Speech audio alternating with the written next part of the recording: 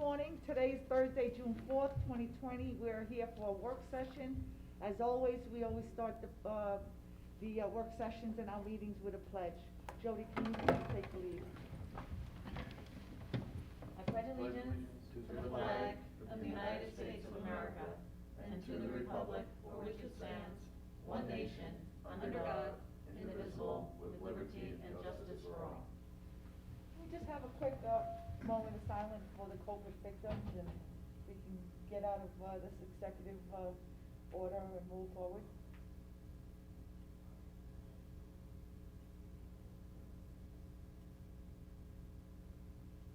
Thank you. And I would like to also have a moment of silence for George Floyd. Today are his services.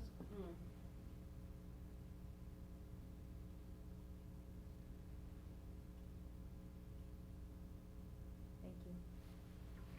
Thank you. I just wanted to say one thing about that.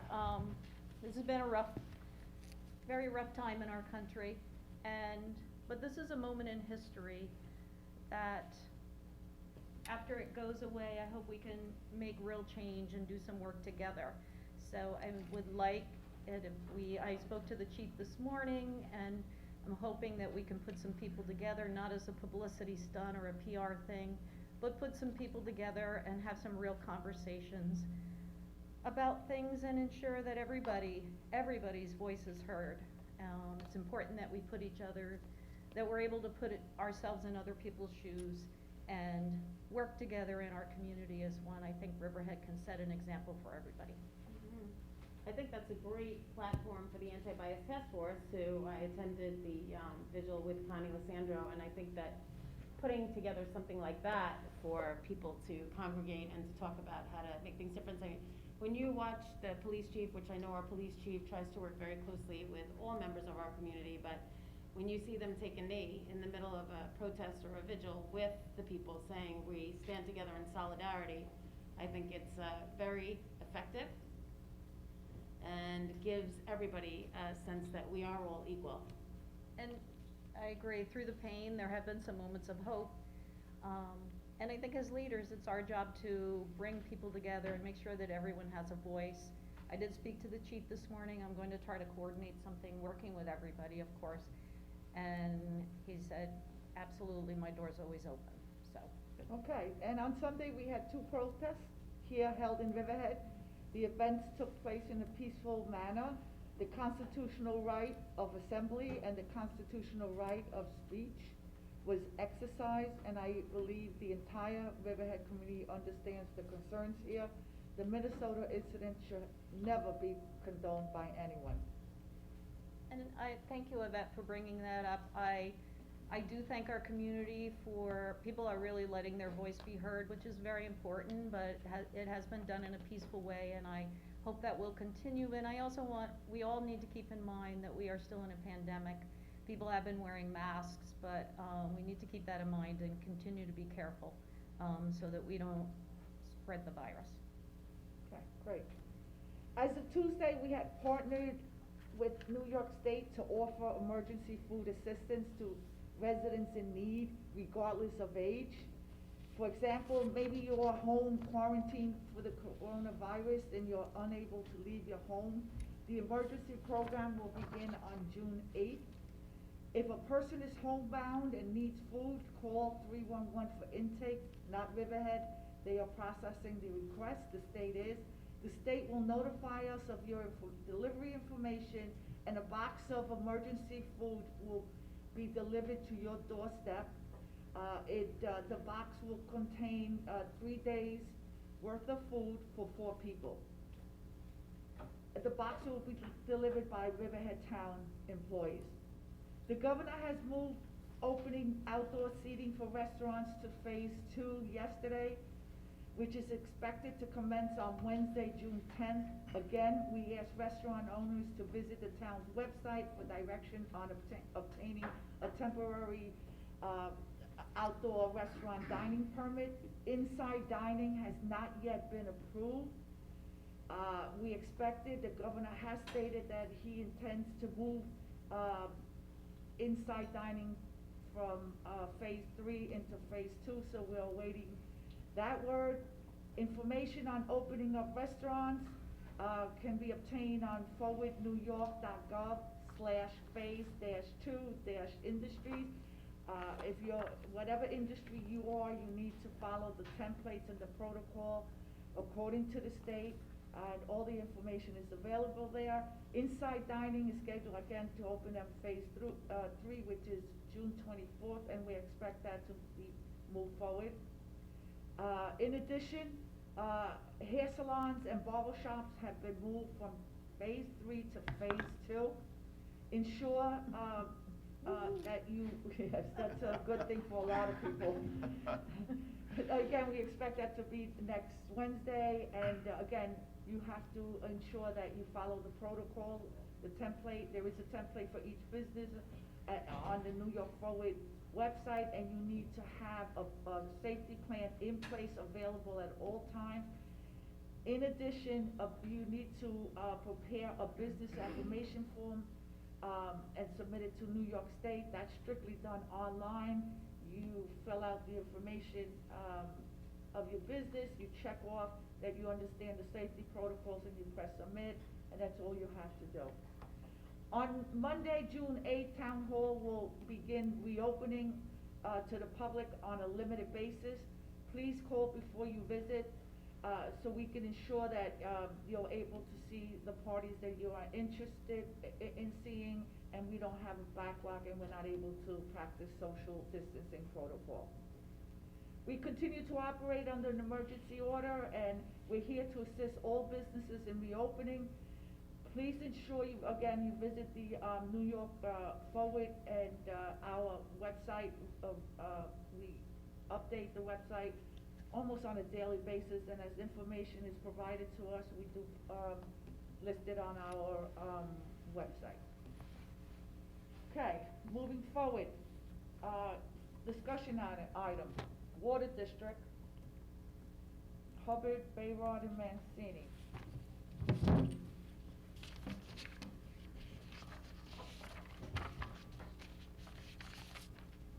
Morning, Frank. Good morning, everyone, thanks for having me. John, I'll get him, I'll get myself. By the way, I'm moving away, don't take it personally. It's okay.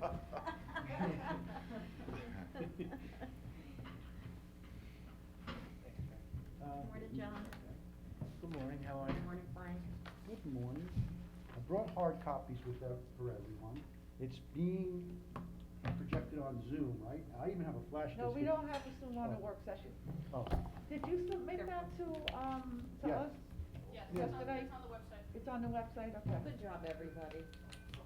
you guys want a copy of this one? I have already. It's the same as we went over Yes. yesterday. Yep. Great, thank you. I have mine from yesterday, Frank. I have extra copies, if anybody in the audience want one? All right. So thanks again for having us. This rate study was started before my time. It's been about 18 months of work. It's really thorough. And basically, we needed to be done because as soon as next 2021, we won't be able to pay for our existing bonding out there, so we need to bring in additional revenue. There's sort of just a background on the district. There's the day-to-day operations that we generate that revenue through the sale of water. And then there's the long-term, the capital projects we do to build and maintain our big assets. So there's two different components to the rate study. There's a restructuring of the bill that we'll go over, and then there's a proposed service charge that really helps us bond more money, because the problems that the district have had are really long-standing, and we've been able to survive, but the only way that's been able to be done is by deferring the maintenance of our really large, expensive assets. Two of which are the big storage tanks that you can see in town, the County Route 58 tank, that, as per our engineering reports, should have been rehabbed in 2010, and here we are a decade later. That went from a $2 million job to now over a $3 million job. We also have Plant 10 is another tank near the Northville tanks. We weren't sure of its condition. We inspected it last year, and we think it's not in terrible condition, but in need of maintenance immediately. for a cost of about $1.5 million. So right there, we're looking at two critical projects that cost about $5 million. That would be an additional $500,000 for the next 10 to 15 years to pay that bond off. What So- does it cost to, replace one of those tanks? Replace it in full. The one across from BJ's would probably cost about 6 to 7 million to put it up, and it would probably cost about another million to take the old one down, The total of $8 million just to do the replacement? plus or minus. Okay. I can get more specific if need be, but, Okay. And the painting and the rehabilitation was about 3 million, correct? yeah, cause there's lead paint on that tank, so we have to remove it and dispose of it properly. And that's one of the projects that's like pressing that we need to get done sooner than later, correct? Yes, and this is a project, because we don't gain a drop of water from it, is always deferred when something comes up. Like last year, we needed, because of new changing regulations, we may have to build a $2 million PFAS treatment system. So our bonding schedule doesn't allow us to do those projects without kicking a project down the road. And now we've been doing this for a few decades. It's gotten to a critical point where we really need to address these problems and also adapt and evolve to the changing demand and requirements regulatory-wise. Because Right. our demand is growing. We haven't supplied water that, in the eyes of the DEC in close to 20 years, been able to supply the amount of water we're already committed to. So that in itself is a two-part problem, in that we're gonna work to find new water throughout the town of Riverhead, develop new sites. That's something that I'm very familiar with. I think we'd be lucky to find things that we've had in the past, but it's likely that new sites will require additional treatment. So a new site may require GAC units right off the bat. Or we may be developing smaller sites rather than a 1,200 gallon a minute well, maybe one or two 500 gallon a minute wells. Because we don't know, Riverhead is so unique in that we have, just like everybody else, contamination that we have to manage, but also saltwater intrusion. And there's been a lot of work that Riverhead's done since the capital improvement plan was generated. So there's been a lot of progress made, but we've fallen so deep into a hole. We are moving forward, but we really need to get out of that hole so that we're truly on level ground and then continue to move forward after that. The So saltwater you're- intrusion, that is of particular concern to finding quality sites for water, new sites. Yeah.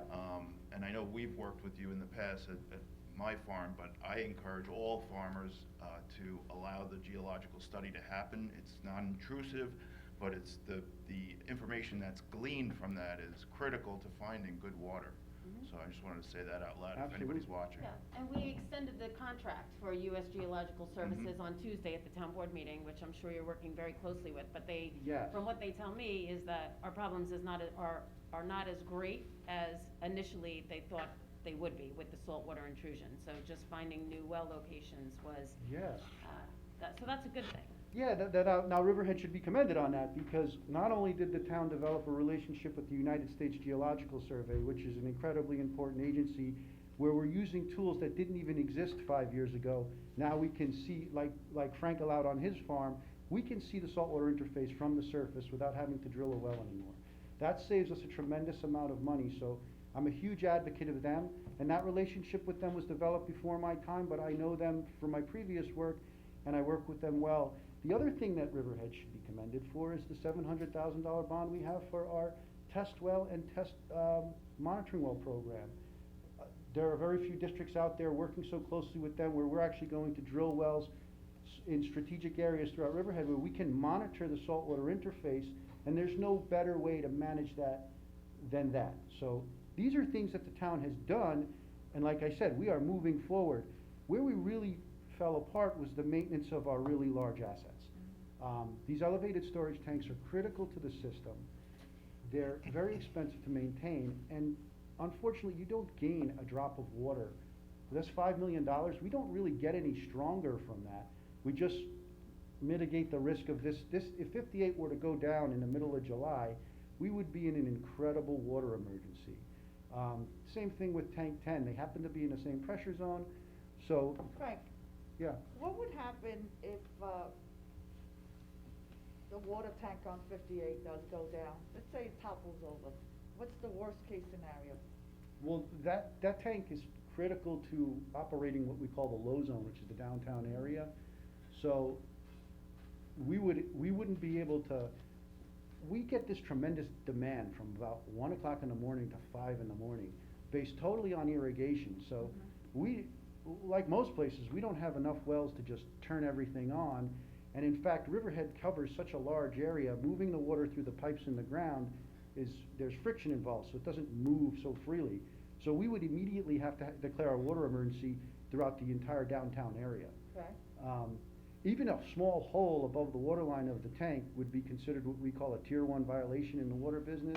That would require the tank to be immediately taken out of service, or as a group, we might decide to issue a boil water alert throughout the entire town to keep the tank in service. So the elevated storage tanks are highly regulated and really important to the system. It's not the type of thing you want to let degrade, but it doesn't gain you a drop of water, so oftentimes you have to spend money on gaining water or putting in treatment to mitigate the immediate problem you have right now, so the tank can be kicked down the road. And And Frank, if the since tank- sorry, Yvette, Frank, since you brought up the point of watering in July and about how the heaviest water use is, what'd you say, from 1 AM to 5 AM? Yeah. We really need to all think about irrigation. Conservation. And conservation of our water, because you do see a lot of areas where watering's happening in the rain. I know. And we need to really think about how often we need to water.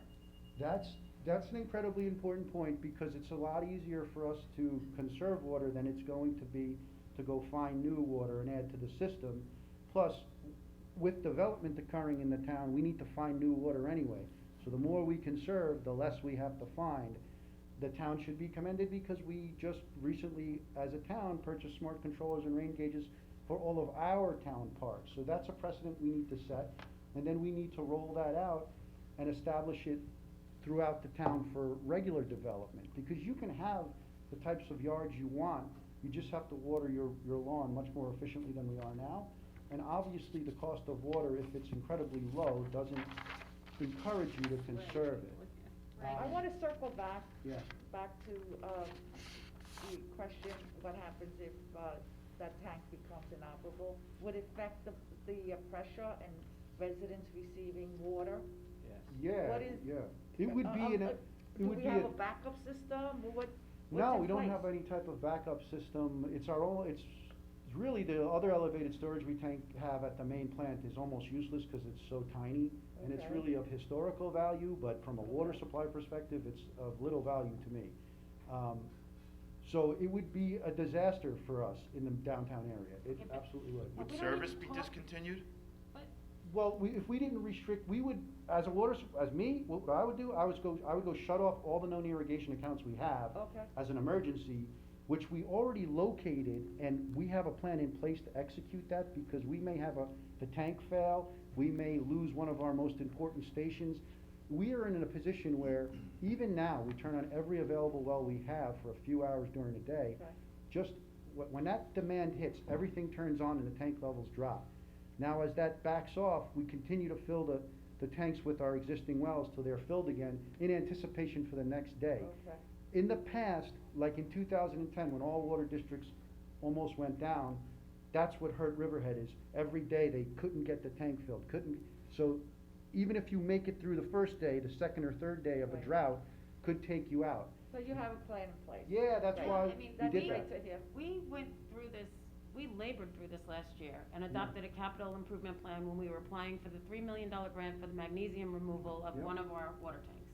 So the doom and gloom is really, we have a plan in place Yeah. and this is gonna pay for it. Yeah, this is exactly So we it. have the phased development and Mhm. this is what we need to move forward with. This was anticipated when we adopted the capital plan last year, that we needed to move forward with this. So now's the time, right? Yeah, exactly, this is the time. And the improvements that you're proposing, that this is going to cover, are in the first phase of the capital plan, correct? Yes, Thank you. but those projects historically were there but had been pushed back, so we can't push them back anymore. Right, Okay, but- so it's what we're great, gonna it's do. great to know that we have a plan. Yeah. Can you get that to me, to my office? I would like to review it.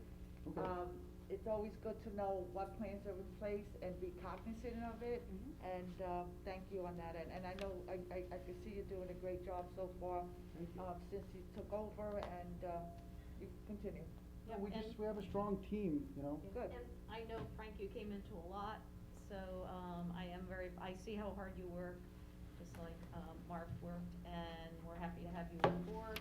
And back to the point of conservation, I did attend a meeting once with all the local supervisors, and they said and many of them said, for our areas, our concern is as much water quantity as it is water quality.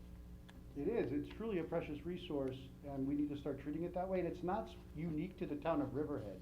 I wanna make that clear, that That's what I'm saying. all It was the water whole area. suppliers are essentially in the same position as us. You see water in the news more frequently than ever, because along with all of those issues, we have ever-increasing environmental and health standards to meet, and frankly, we discover new things all the time, so we have emerging contaminants. And thankfully, Riverhead has not been impacted too heavily by that, we only have one site, but that could change tomorrow, and we need to be able to be flexible and adapt to that. There's no, we don't know anything like that, and we don't anticipate that, but we need to be prepared for the worst. So we need to think about when we are watering our lawns, how Absolutely. often, and, maybe we don't always have to have the greenest lawn in the area.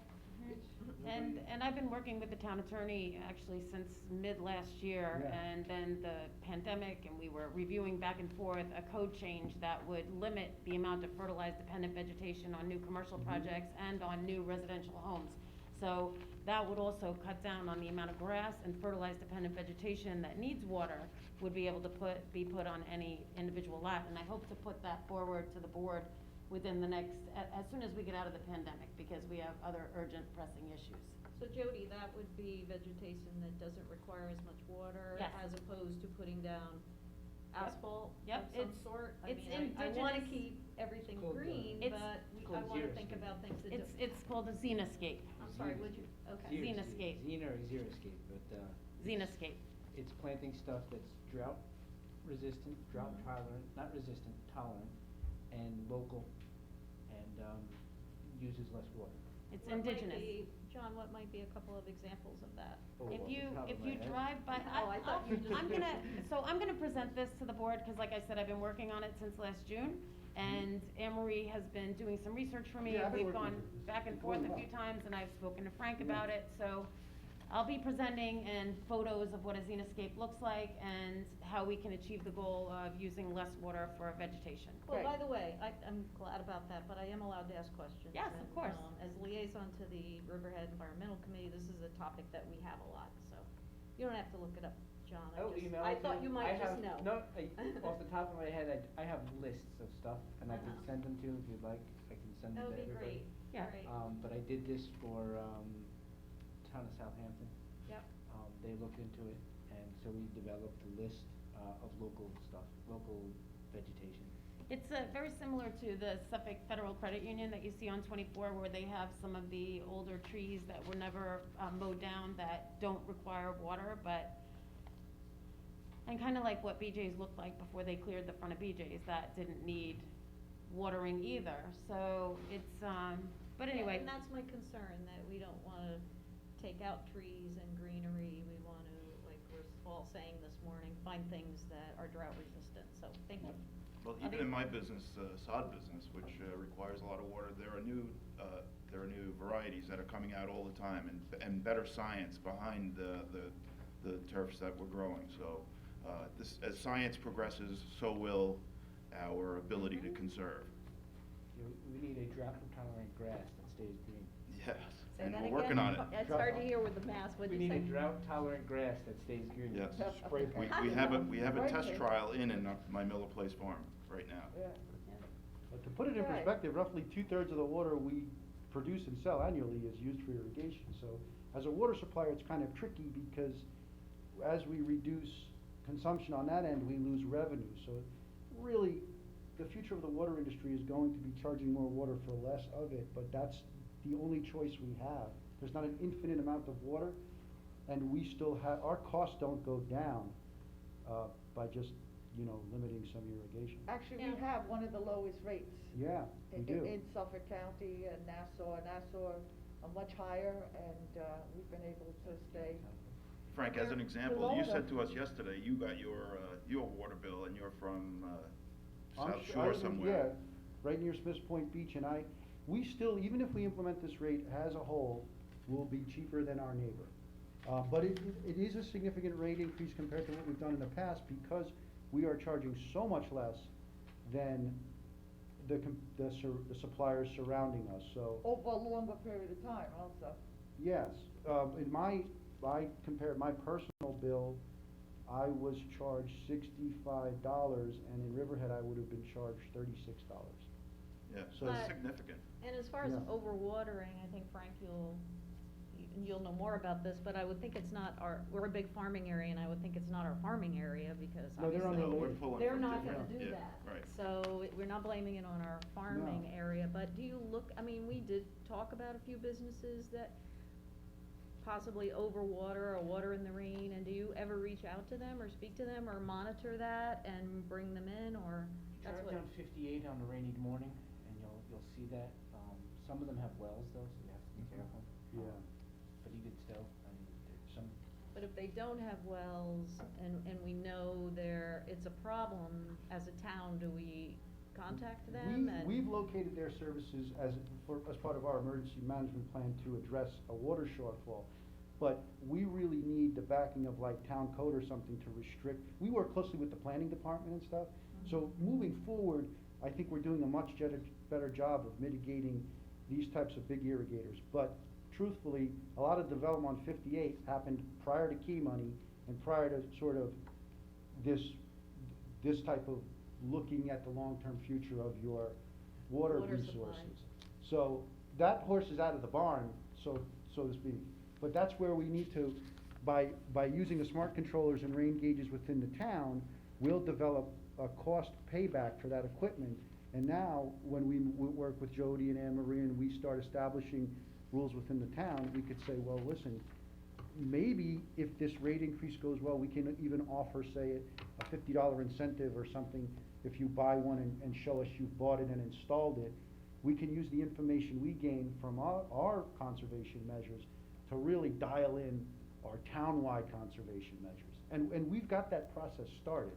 So I think that's going pretty well. So you're talking about incentives for conserving? This is an idea, you know, Yeah, we I mean, I have- love that idea. Yes, Port The Washington. planning board has been requiring the rain sensors though on sprinkler systems if they're on public water, and a lot of the businesses and the site plans that have come in, they want irrigation wells because of the cost of water, especially if they're connected to sewers, cause they're paying for the water consumption and then they're paying for the sewer, for the water traveling through the sewer pipe. So it's very expensive for a site developer to use public water to irrigate. So, but we did have some problems with like Riverhead Building Supply where they had the iron where all the curbs turned orange, and then, so there's other hurdles to overcome when you're installing an irrigation well, but I think that a lot of the businesses on 58 have converted over to irrigation wells. yeah, there's an interesting point there, because I've been working with the DEC tightly to try and get us out of some of our longstanding issues since I got here. They don't like that.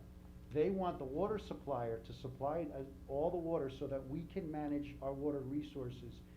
By everybody having individual wells, There's it's something hard to from the manage aquifer. it, so I thought that was a pretty good solution when I thought about it. Then when I heard the DEC's input, I thought, oh, they don't think it's as good a solution, an individual well, irrigation well. Right, because they're depleting the aquifer. Yeah, well, it depends on the depth of the well, like most farmers skim right off the top of the aquifer.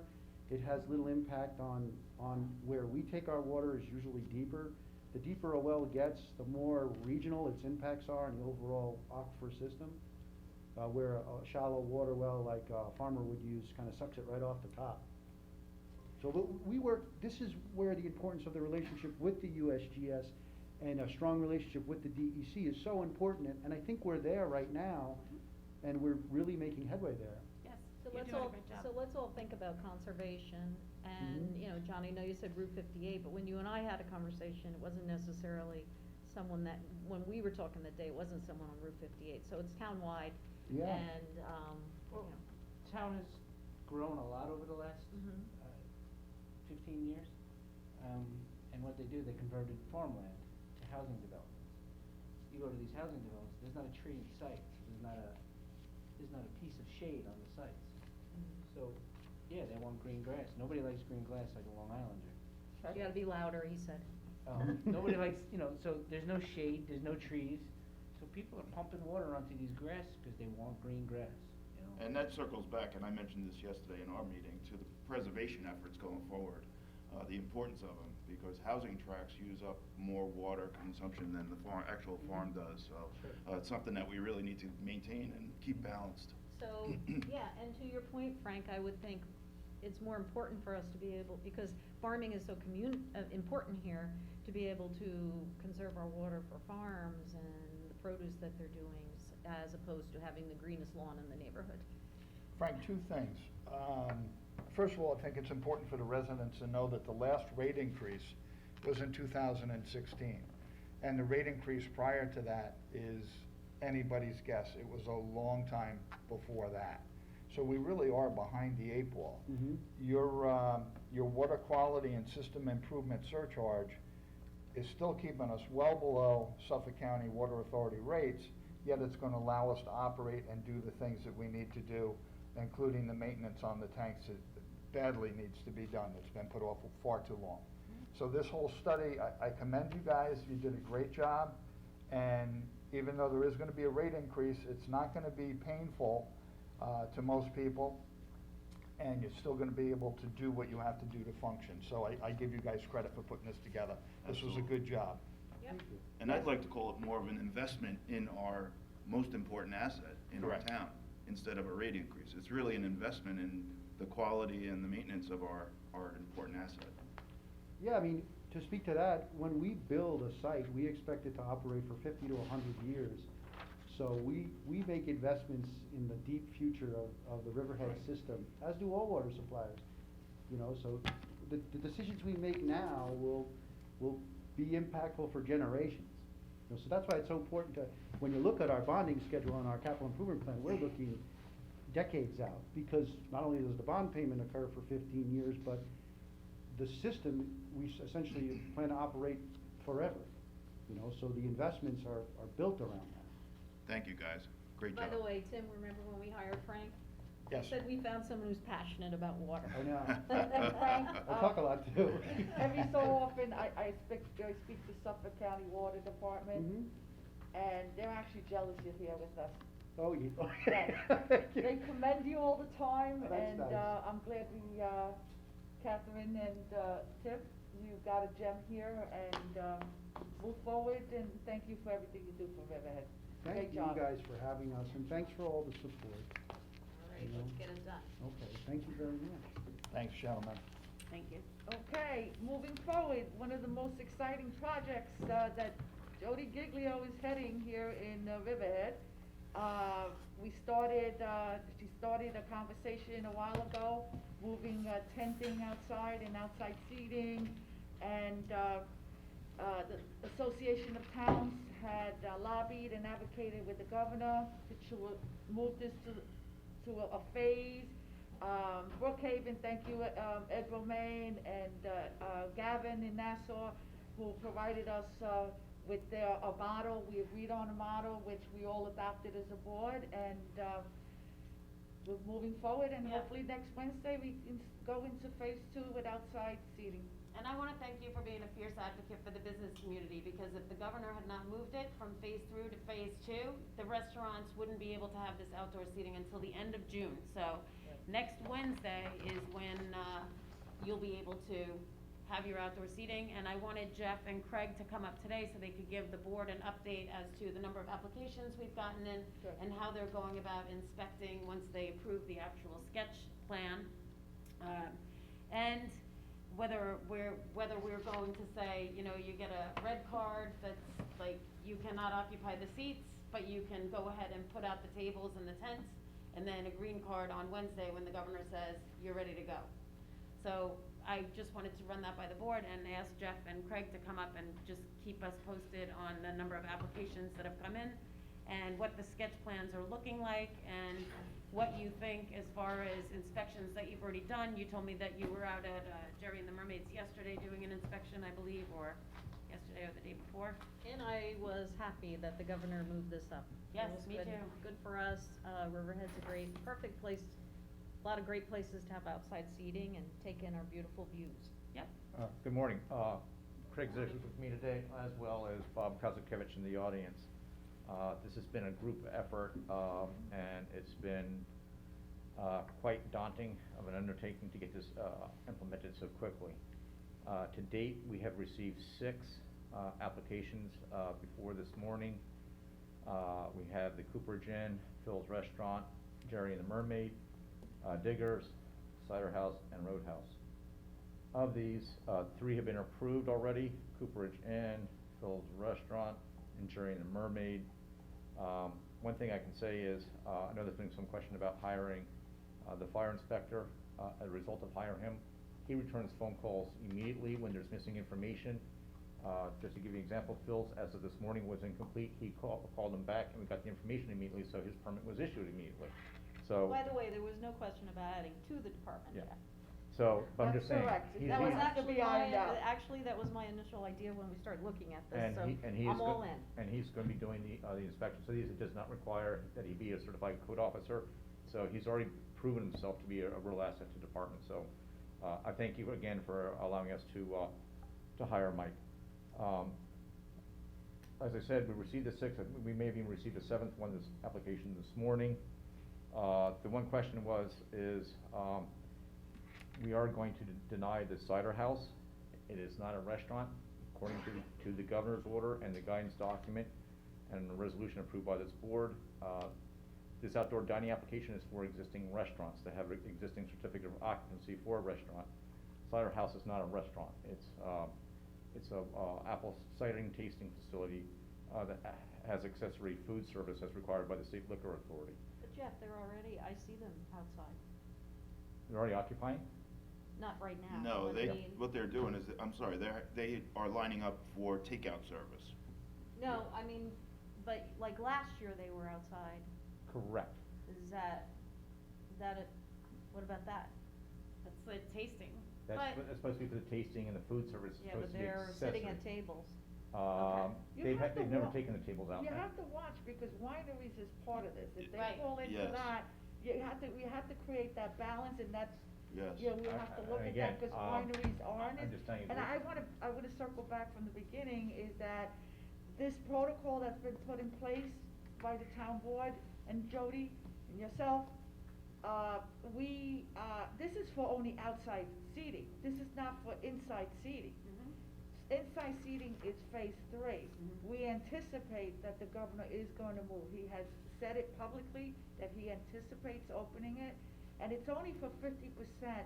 For outside, it's only 50% of your total. For example, if a restaurant has 100, patron capacity, 50%, which would be 50, are allowed. You can't have your full capacity outside. When they reopen the restaurant, the other 50% for internal, because when they reopen inside dining, it's only 50%. So by enabling this effort that we have going forward in town, we're gonna bring restaurants to 100% when both faces are open. Right, Yeah. and it's not for table service for the outdoor seating. It is, just like you're getting the takeout, you get the takeout and you go sit at the table and you can eat it with the separation distances. So it's not for table service outdoors. Jody, I might ask that we ask to change the table service, and Yeah. I'm hoping to hear in the very near future. I I'll know let you're you know. working on it. Yeah, so we are working for table service, and, I don't know, it might be in queue right now on the computer, but we were supposed to get a designation on that, and that's even, Yeah. that's good. And that would only be for places that were allowed to have that to begin with. For again, some of these outdoor, some of these wine tasting, apple tasting, they're not allowed to have wait staff. Okay. So, and this would not give them permission to have wait staff, because they've all testified on the record before the planning board that they are not Mhm. restaurants, and therefore, one of the conditions of their approval was not that they cannot have any wait staff serving patrons. Okay. So the No, but wineries, yeah, they'll open under agriculture, like tasting rooms for wineries or for distilleries or anything else. that they would be Yep. lumped in with that, But it's places of public assembly. yeah. That's all I had. Okay, so as far as the approvals are going, go ahead and put the tables out, but don't occupy them yet until next Wednesday. Is everybody, how are you doing as far as inspections are going? Well, the places that, once we've looked at it and approved, we're gonna tell them, yes, you can set everything up. And once they've got that done, then they have to let us know so we can come and do a final inspection to make sure that everything is set up as they've put on their plan. And once that's done, then we'll issue them their permit. We're gonna have a permit that they'd be able to post in the window so that police officers, code enforcement, and all can see that, you know, they've filed something with us, it's been reviewed, they've permitted to do it, as well as the applications are being scanned, it's being put on IPS. So again, if code enforcement is out, or, you know, a fire marshal and has a question about something, can actually pull up the whole application along with the seating plan and make sure that everything looks And we're also, considering, and we'll put that before the board, possibly closing Main Street, that's a discussion that we should all have. Possibly on the weekend, just close it off to traffic and people can come, they can get takeout, they can walk to the riverfront. Actually today, we're gonna try to come up with something and we'll send it out to the board for approval. Drive-in movies were, considered in phase one, Jody, and I think we should consider moving that forward. It's not a very difficult thing to do. There are companies that they bring the screens, Yeah. and I think you saw that picture where you could do it at the parking lot, 2 spaces, one for the family, they can set up, sit at their chairs, watch the movies, eat, a car. Again, another family are practicing that, and we can put that in effect pretty clearly. Do we need any permitting on that, Jeff? Drive-in movie, I would defer to Bob Kazakevich, but I believe that would require a special event permit. Right, which is Okay. what we were talking about last week, which is Okay. why I asked for it to be on the agenda, that they wouldn't have to wait the 45 days for Right. less than a Right, 100 and people we should- and try and okay. expedite those applications. They would pay the application fee because there is a tremendous amount of review involved with the planning staff for those type of events, especially with the separation distances between the cars and how they would put cones out in the alternate spaces. But I think it would be great because I know Halleckville said that they wanted to have a drive-in movie, or they wanted to have like a, blues, grass band out there, that they would, separate the stalls where people could park and they could just stay in their cars or near their cars. And, because a lot of the farmers and the wineries and the vineyards, like all the weddings were canceled, so there's a lot of lost revenue, and they are still paying taxes. So they're having to think about remodeling to get through this pandemic so that they can take in some money so that they can pay their taxes. So it's, We could also use our showmobile. yeah, I know the Suffolk Theater had spoken to me about possibly using the showmobile in the back and Yes. setting up, he said that he could probably do circles for families in the back parking lot, show you a plan that would accommodate anywhere from, 2 to 6 people within the circles, and the circles would be 6 foot apart, and they would be family type venues, but he thinks that he could probably get 350 to 400 people in the back parking lot. And I can't believe how many people actually have reached out about drive-ins. I think Peconic Ballet was talking about one too. And just to go back to the closing off the streets, I would like to be part of that conversation, because I did bring that up, a couple of work sessions ago.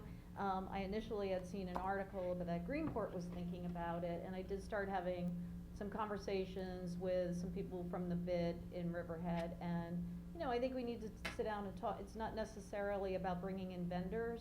I think it's more about having certain times where, you allow more space and can have people strolling about, and even some of the small businesses may wanna be open. It's for our small businesses and our restaurants. I don't see it as something to bring in outside vendors, so, I would like to continue being part of that conversation, Yvette. Absolutely. Yeah, because I think Farmingdale closed down their Main Street a few weeks back. Right. It was in the paper, and then the governor, they got smacked over There the, was they a lot of got the. difficulties, yeah, that's fact. Yeah, I think if we're gonna do it, we do it right, and as I had said a couple of weeks ago when I was talking about it, I love walking around in Burlington, Vermont, where their area, if anyone, has anyone been there? I have. Of course. Yep, Cool, right? yep. It's always closed off, and I don't know, it's cobblestones, I know cobblestones are a bad thing, especially Geo. Geo's here, I'm not suggesting that, I'm just suggesting closing off the street. And what is promising is that retail is in phase two. So Yep. you'll have stores open on Main Street, and then you have the, outside setting, and hopefully we'll move the inside seating, and, Main Street could start. Yeah, I agree. I don't think there's any reason to bring out outside vendors. This Yeah. is for Yeah. our existing Right. businesses, no Not doubt at all. about it. Not What- at What all. we're looking Yeah. to do is Take to care of our help- own. Right. I'm sorry, Tim, what'd you say? Take care of our own, we're not Right, looking to that's bring what I- anybody what else. we're And I looking- agree with that, but having a movie where people can sit and visit the restaurants and go get a drink in Main Street Right. and just go watch a movie at the riverfront, is promising. A lot of, towns are doing it. Actually, over the last 2 weekends, I think Jamesport had one last weekend, and, it's something where it's, yes, and that's the purpose, is to close Main Street, to get the retail, business, and to get the restaurants going, and people migrating back downtown, and, it's a good effort, and we should, some Well- planning to do, but we're going forward. Well, we all know that our small business and our restaurants have really been hard hit, and I know we're all in agreement to do whatever we possibly can to help them really get up and running again, and so I'd love to be part of the conversation. I think we need to we really need to hear from if we're gonna close off Main Street, we need to talk to the downtown businesses and figure out like what hours work best for them and, how we're gonna make it happen. Thank you. Catherine, so you're the, liaison to revitalizing downtown, and Tim is the bid, and Frank is the Chamber. chamber. So why don't you all get together and talk about the times, and we're just gonna do the strategy as far as safety, that you have to implement regardless of what time. So why don't you guys start that conversation, keep us informed, and come up with your plan, and, we'll be working behind the scenes as far as, it's a state highway, Main Street, we have to get approval, we have to,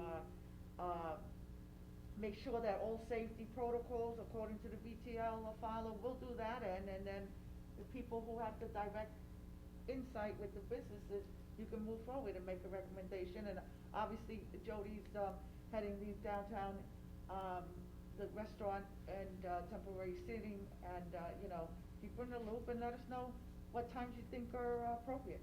Yeah, I think it's great. If Catherine wants to take the lead on that and talk to the Absolutely. bid and then figure out what type of ambulance services we would need, how the roads would be barricaded off, how, all the safety protocols in place.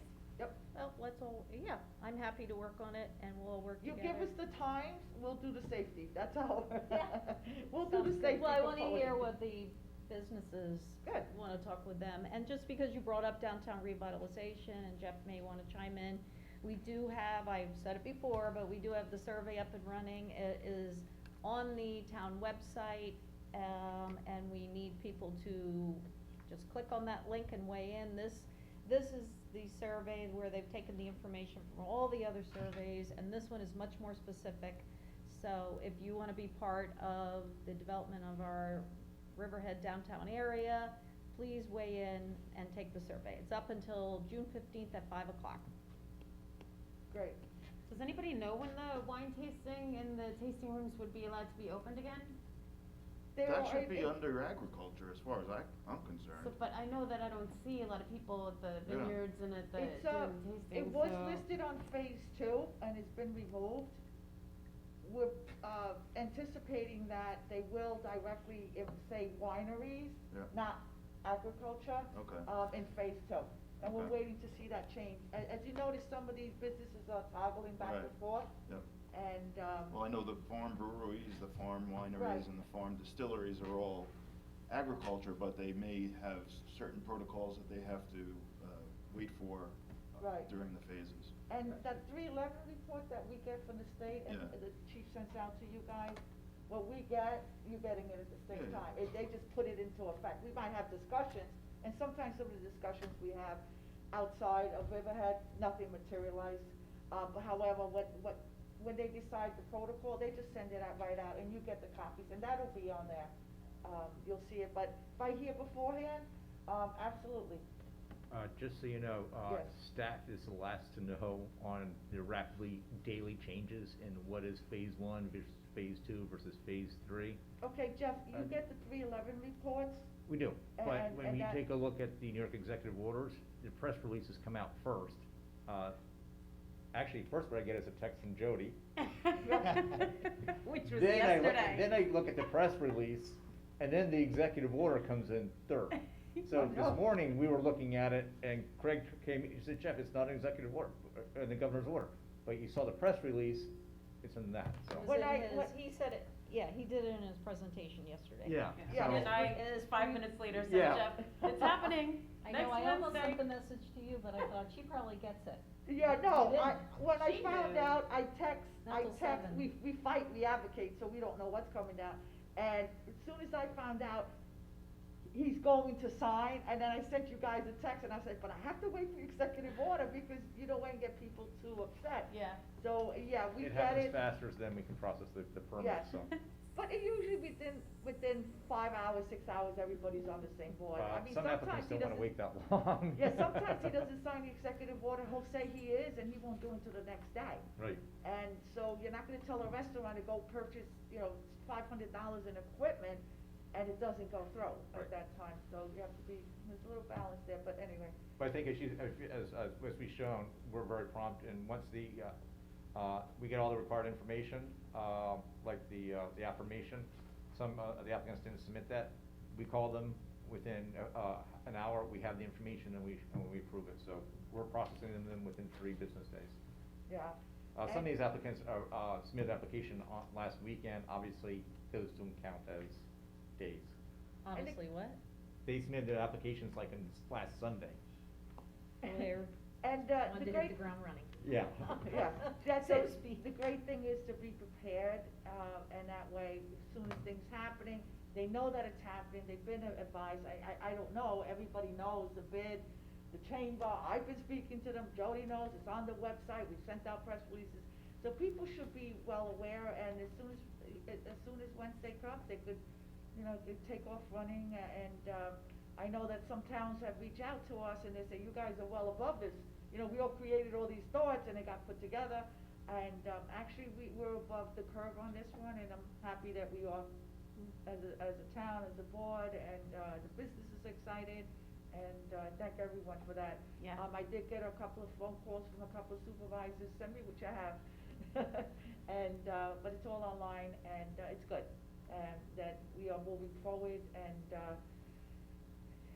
we were pretty much on lockdown, I hate to say those words, but, this is very relieving to a lot of people, whether you're a business, a resident, a town worker, your family. This is, something that we've been waiting for a long time to happen, and, it's a little bit of a relief. We still have a long way to go, and we'll be monitoring all the openings, and we're on top of them. Maybe we'll be 2 or 3 hours late until we read an email, but, things are gonna be happening. It looks like we're gonna be happening, we're gonna be opening up the stages a little bit quicker, especially here in Long Island. I need to caution everyone that if we get a spike in death, the governor may close it. Yep. And all bets are off, unfortunately. Obviously, we have to monitor everything, and we did have something in our code already about outside seating. It was in our code, but I think what has been done here is it's been adjusted to work for, the moment. Right. And again, this is only a response to the COVID-19, so. Okay, so, Good job, thank you. Good job, and, Yes, thank you. And just check on that, like, the wine tasting and the cider testing, because we might be able to give them a permit to set up the tables and chairs to maintain the 6-foot separation distance between chairs, but they may not be able to open until they actually get the thumbs up from the governor that says that places of assembly or cider, tasting rooms are permitted to be open. We have to take a look at that, cause as Frank pointed out, they may be defined as agriculture, which is, Yeah. so, we got, Bob, Craig and I have been closely, looking at that, so, So before you deny it, correct. Yes, Thank you. and I have to look back on one point. I did see wineries were able to reopen without internal tasting rooms. Right. And that would help us in this effort. And it is, I think, Jody, everybody has it, it's in that 311 report, we just have to review that. okay. But They've I'm been allowed to almost sure open that for we're- sales, for takeout sales. Right, You for could Take stop out in, a pick no, up your wine and no go. internal, no Right, you couldn't tasting, stay and but drink, they but may you could fall purchase. Okay. Oh, why, Tim's lining up? So let's tighten that I'm one not a up. wine drinker. His family is, so, a little bit maybe, A little bit. a little bit. So, yeah, So but, let's tighten that up, and I'll make a call to see where we are, I'll send an email and see where we are, but we'll know by the end of the day where we stand. great, cause I think it's important to allow them to set up so that when they can sit outside instead of just picking up, they can get the thumbs up. And they're all spatial separation distance. Okay, so that's, Bill, temporary permitting for outdoor sitting. Thank or you. dining. Thank you, Jeff guys. and Craig. And thank you everyone for putting this forward so quickly. I think the application went Oh, we online did another yesterday, thing. Friday. I'll call you when. Quickly. Yeah. Yeah, great And, job with that, yeah, it was, everybody. it just went back and forth, and, all right, moving forward, building department, extension Still of here. building permits I'm not expired leaving. during COVID-19. Get a pillow and blanket. As you know, we were shut down most of March, April, and May. During that time, we had, building permit applications that had expired because, obviously, construction was shut down and through no fault of the homeowner or the applicant. And what we'd like to do, what we're proposing is to grant an automatic, retroactive 90-day extension to those applications, so, they're not being penalized, and there will be no penalty for it. We're recommending that there no fee renewal, associated with it. So, the question is how to do it, and that's why I asked Bob to be here, so I'm gonna have him explain that part. If you're in agreement with doing it, then there's a process to do it, so. Jeff, so from when to when, what dates do you have? It'd be for- retroactive back to March 12th.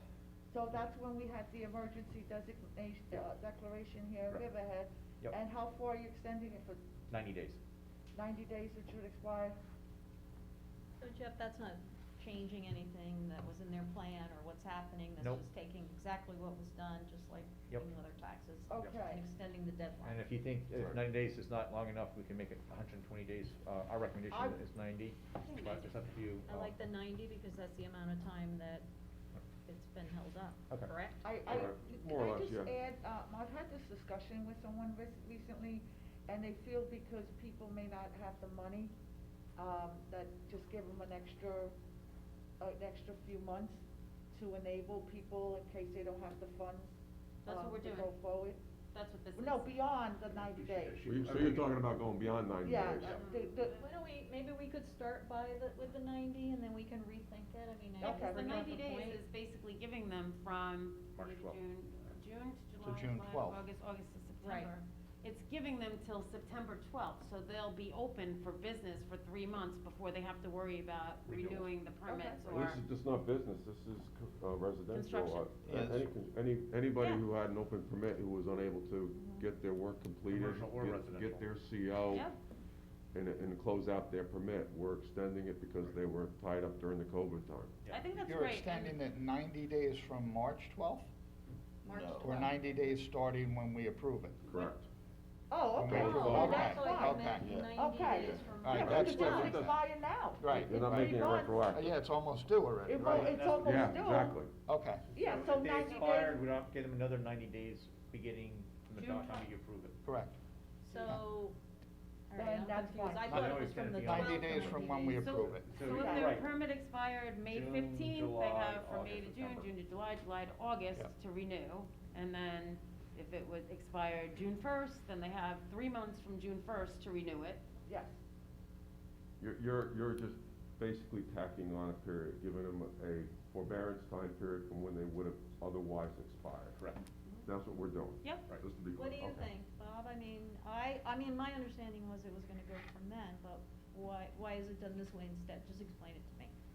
Well, not everybody's permits expire at the same time. Right. First and foremost. Mhm. So during the period of time when they were either stuck with COVID or more significantly, all construction was closed down, and they couldn't actually finish Right. work when they could have otherwise closed out their permits. The idea is to allow them the additional 90 days from when their permit expired to complete their work, secure a CO, and close it out. But they This could way come they don't- in. Otherwise, they'd have to, Of course, you don't want they'd have to everybody come in coming and at renew once. their permit otherwise.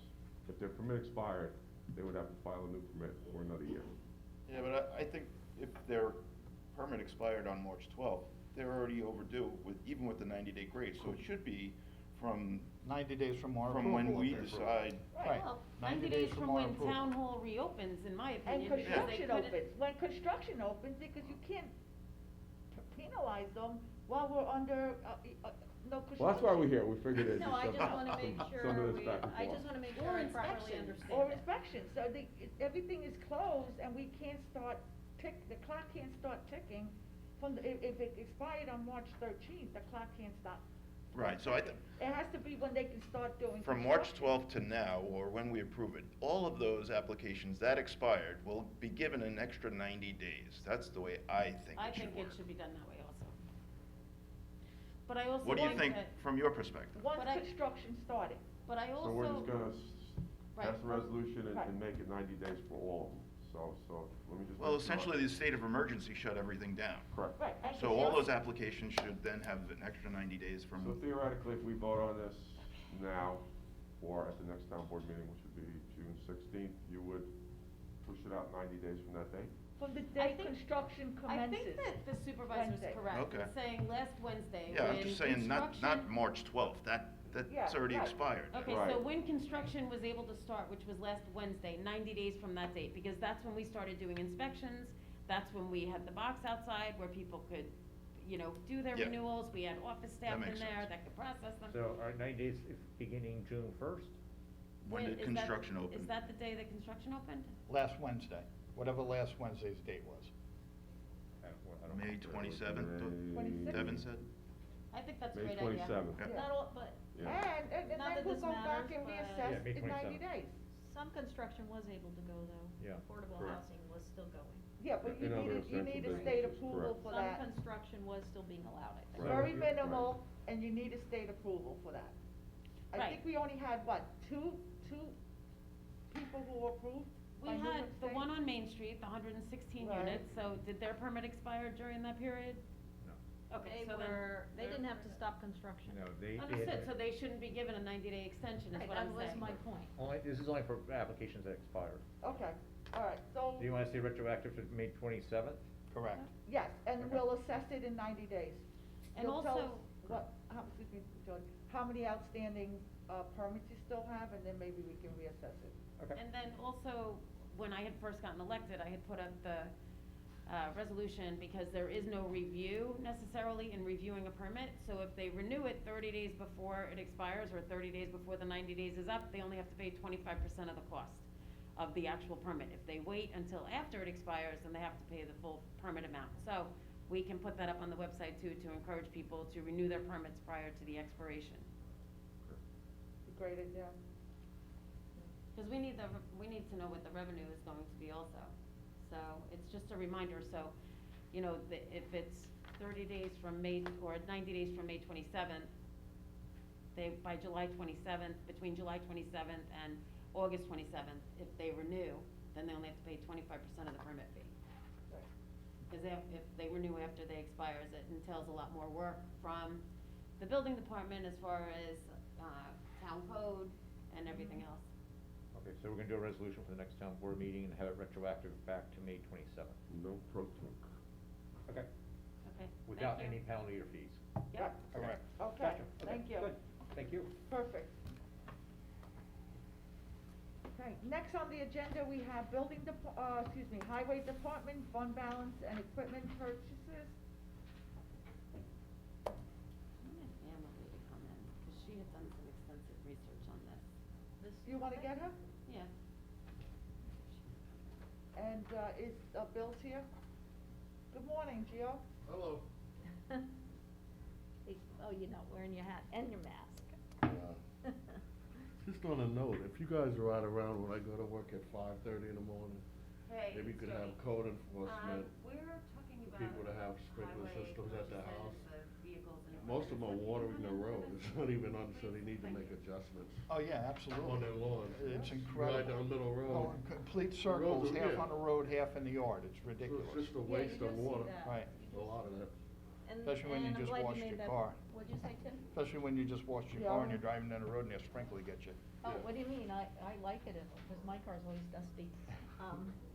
No, Yeah, that's a good especially point. where you live, right? Yes, yeah, that's right, you've been there.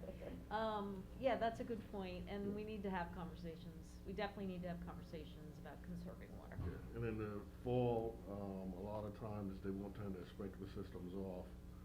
And if we get a cold morning, it actually ices up the road, so. In the fall, maybe we need to have somebody monitor that too. Thank you for making those points.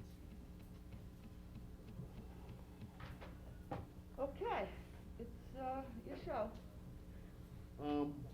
Back in May, I sent you guys a copy of, some paperwork on what I think I need for the highway department. After discussing it, with Bill, being we had a mild winter, we had excess money in my, fund balance. So with that money, I wanted to update Now, how much some- is that? We mean, I put in wanna let the for public- like seven. I'm sorry? I think we put in for the transfer like $700,000. $746. 46. I understand. I think it was a little over $1 million we had in there, but since then, some things have changed, so I may have Okay. to modify, some equipment. Over the last 2 weeks, I got 5 mowers, 3 of them are down now, 1 with a clutch. One we're using with a, low gear that has to be fixed as soon as we get the other one back with a clutch. And another one is just an older machine. So, just like everything else, we may have to make some modifications on it. Modifications on, As far as what we purchase, I might have said we need all this equipment now, but, certain pieces of equipment broke down that I didn't expect to break down. So I may have to figure out Add which to one I it, need add the to it. most. Huh? Well, we had $746,000. We actually have over $1 million in there. So, and this all came up over the last 2 months.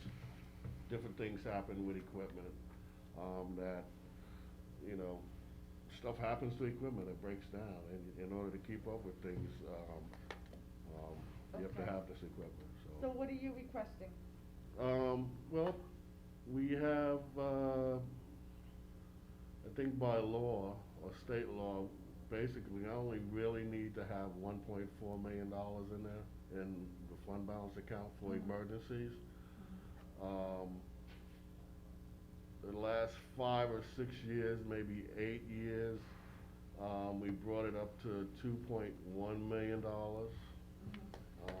The board, thought it just having a little bit of extra cushion in there, which is fine with me, but anything over that, a couple of the board members said, we don't need that much money, you need to spend that money. So basically what I'm doing basically is upgrading, stuff at the highway department, equipment. What are you requesting? Right now, I'm gonna ask, I put in for 746.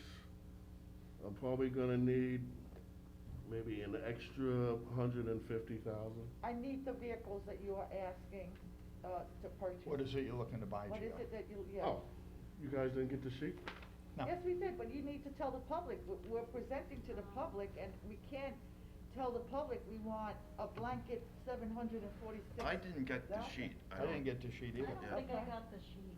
It was So- emailed this morning, so. Okay, so let's what have we're it now. looking We're at- getting ready and Let's driving go. here. All right, what we're looking at is I'm a, sorry, you said 746 and then Yeah. possibly what on top of it? maybe another 150,000, 150,000. So 900,000 total. yeah. Okay. roughly, I'm just guesstimating on the next amount of money because I don't know the price of the machines I may be looking at coming up. Did you submit, cause I know that I had sent an email to Bill asking him during the budget process for last year, because under highway law, you're supposed to submit to the chief financial officer and the supervisor any, expected or anticipated acquisition of equipment for the following year, so. Yeah, that's done every year. So you. I send it in. I've asked you for that, Bill. Bill's shaking his head no. We send that in every year, I have to send a copy to the, county and the board. Okay, so And can it you, also includes the roads I wanna do. so can you get us a copy of that? Because I don't have it, and Bill didn't see it when he was budgeting with the supervisor, It's been sent, I believe it has to be in by, the end of August. yeah. So it should have been already in already. Cause I haven't seen it, and he hasn't seen it, so, and he worked on your budget with the supervisor, so I if don't know, I you, wasn't included in the budget, when we did it, so. well, it should have been, if you were I asking should've for it. been, You, yeah. this 900,000 that you're asking for and saying that you need equipment for dump trucks or for whatever it is, should have been budgeted for this year out of fund balance. When you say that there were a couple board Yeah, members but- that told you that you needed to spend the money, Yeah, I would have it's- thought that under highway law, that We the have. the And I'm sure supervisor we- and the chief financial officer would have seen it. I'm sure we've sent it, and we've been sending it in, Anne Marie brought that up to us 8 years ago, but Mhm. before I got in office, it was never done. So Yeah. we started that once I got in office, I'm pretty sure we did it. If, not, I will find a copy of it, I'm pretty sure, because we do it every year. I don't know why, it You're wasn't. also required under highway law to provide a vehicle inventory to the town board every year. Correct. And the whole purpose of that is so you can actually, one of the most important things the New York State Controller says, and I provided it to the supervisor, is to track your capital assets. Mhm. Equipment is a capital asset. So in order for you to do that, you have to have that inventory, because you have to be able to say, what do we have in inventory as far as, let's say, a dump truck? Do we have 20 of them? Do we have 30 of them? What are Bill, the can age you of those? Come up to the mic, please. You know, and so you have to have that every year as well. And you need it for when you sit down through the budget process. In the Highway 141 and 142 provisions, it's a comparison that the town board is to make between what's asked for with use of highway funds Mhm. versus what you have on hand. So, just for an exaggerated example, if the vehicle inventory reflected you had 30 lawnmowers and 30 employees, and then the highway request for spending funds includes another 10 mowers, chances are the town board's gonna look and say, well, that doesn't make any sense. We have a mower for every single employee that we have in the highway department. So that's what has to be presented, and that's the rationale for it being presented that way. So Okay. Bill, do you have an inventory sheet of all the highway department equipment, when it was purchased, and how much money we've spent on repairs, so that we know when we're spending more in repairing it than a new one would cost, that we know we have to retire that vehicle and get, or that piece of equipment and get a new piece of equipment? Do you have that inventory So list? accounting has some of the inventory, accounting has a listing of when it was purchased and how much it cost. But we need to go to municipal garage to see how many hours or miles or whatever it may be is on there, and the repair history. So we would need a report from the garage to get that information. And I then did we can request look at that both. yesterday. I'm having a little difficult time here, transferring $750,000 on a blanket. I don't know what we're purchasing. I did read through the highway law, and every vehicle that is purchased, as Anne Marie has stated, should go before and be approved by the board. I don't know what's happened in the past, but that's something that that's something that we have to address as a board. As far as funding, how much do we have for vehicles in highway? We have equipment $150,000 we had at the beginning of the year. There's a limit on what they can spend from the state, which is $200,000 from current revenues. And that's limited, also to debt service on that. So it was $150,000 at the beginning of the year. There's purchase orders to the tune of 30-something thousand, so there's $112,000 left out of his current budget. These transfers from fund balance is not current revenues, so it doesn't have to meet that $200,000 limit. And do you have, what are the vehicles that are you requesting for the, $746,000? Right now, the ones I currently have is a new, basic cleaning truck, which is roughly about 400,000. That a vac truck? Yes. Okay, and that's, you're saying that's about 400,000? Yeah, I'm actually going, they're usually about $450,000, but I'm downsizing, because I found another way to actually clean the basins, but the one I have is Okay, almost 25 years old. okay. It's pretty much tired. I'm replacing 2 dump trucks. The 2 we have there, we were supposed to take off the road last year. They're pretty much rotted out, the bodies are ready to come off the truck. One is $165,000, one is $188,000. For those that wanna know the difference between the 2, the way I've set things up, downtown we have our smaller trucks, and as you head north, we get to the bigger trucks. Right, okay. So we'll be taking 2 of those off the road. The box truck that we have, is pretty much shot. We've had that for like 20 years. It's tired. I'm also looking at a used sweeper. I really don't wanna spend, all the sweepers right now are $250,000.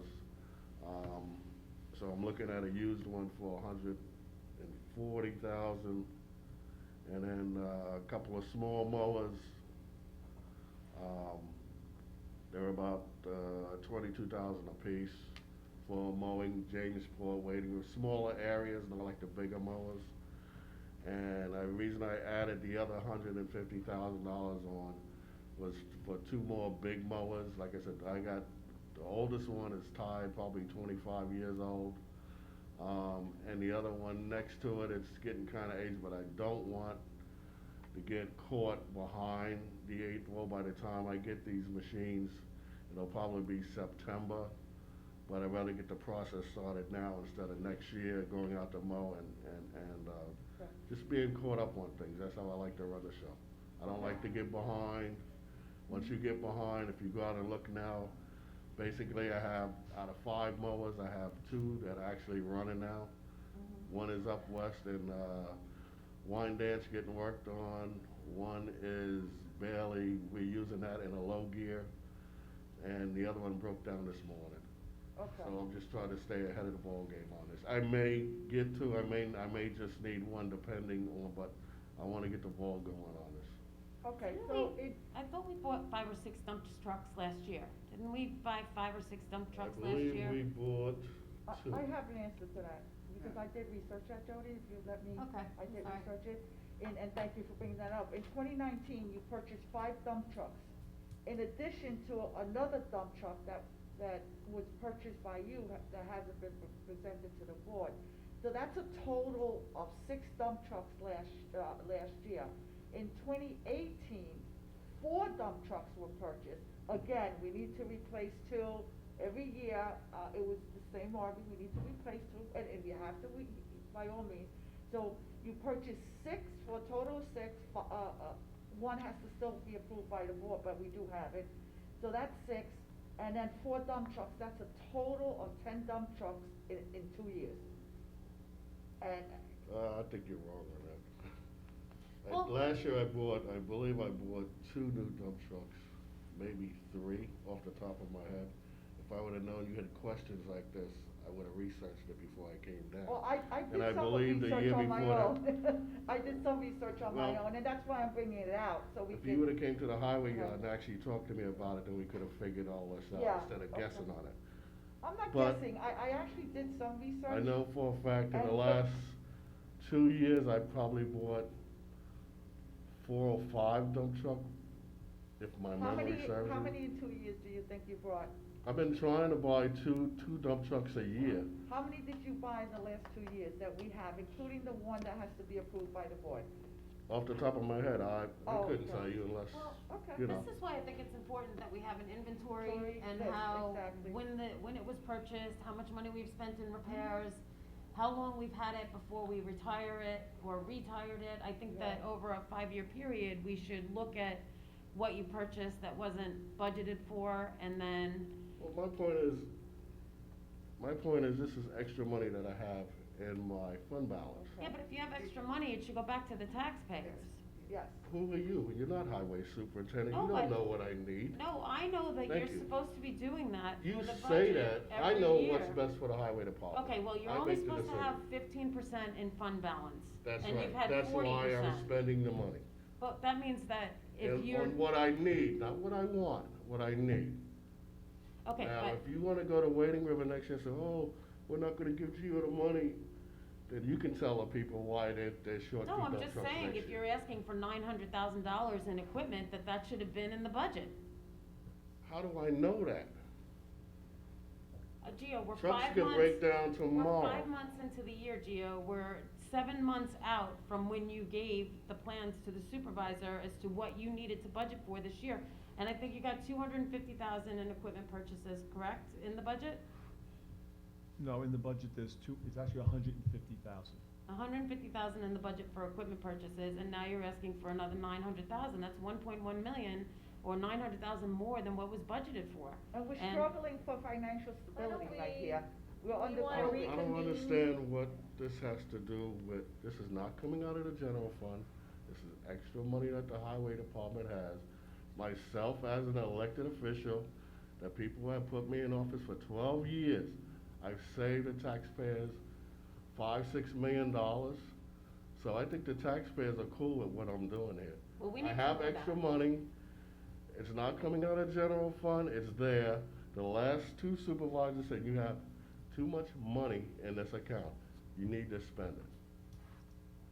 Let's Gio, why start don't with we, an- guys, why don't we reconvene so that, as you were saying, you didn't have an opportunity to get the information you wanted, and we're saying we'd like to see a list of inventory.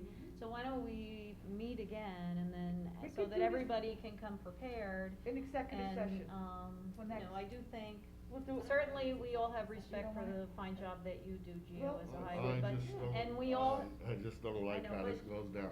no, Okay, I that's know why what I'm I'm, doing, I've been doing this for 12 years. Nobody's I will not ask, doubting that, I'm Gio. just making my point. Okay. I will not ask for anything I don't need. Point. That's it.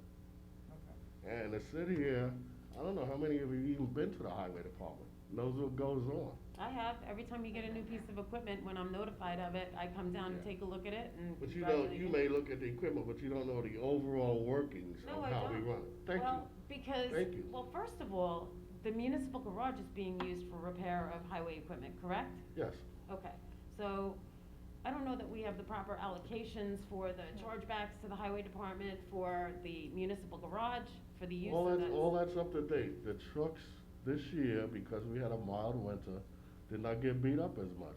So therefore, you have less maintenance needed to be done by municipal garage.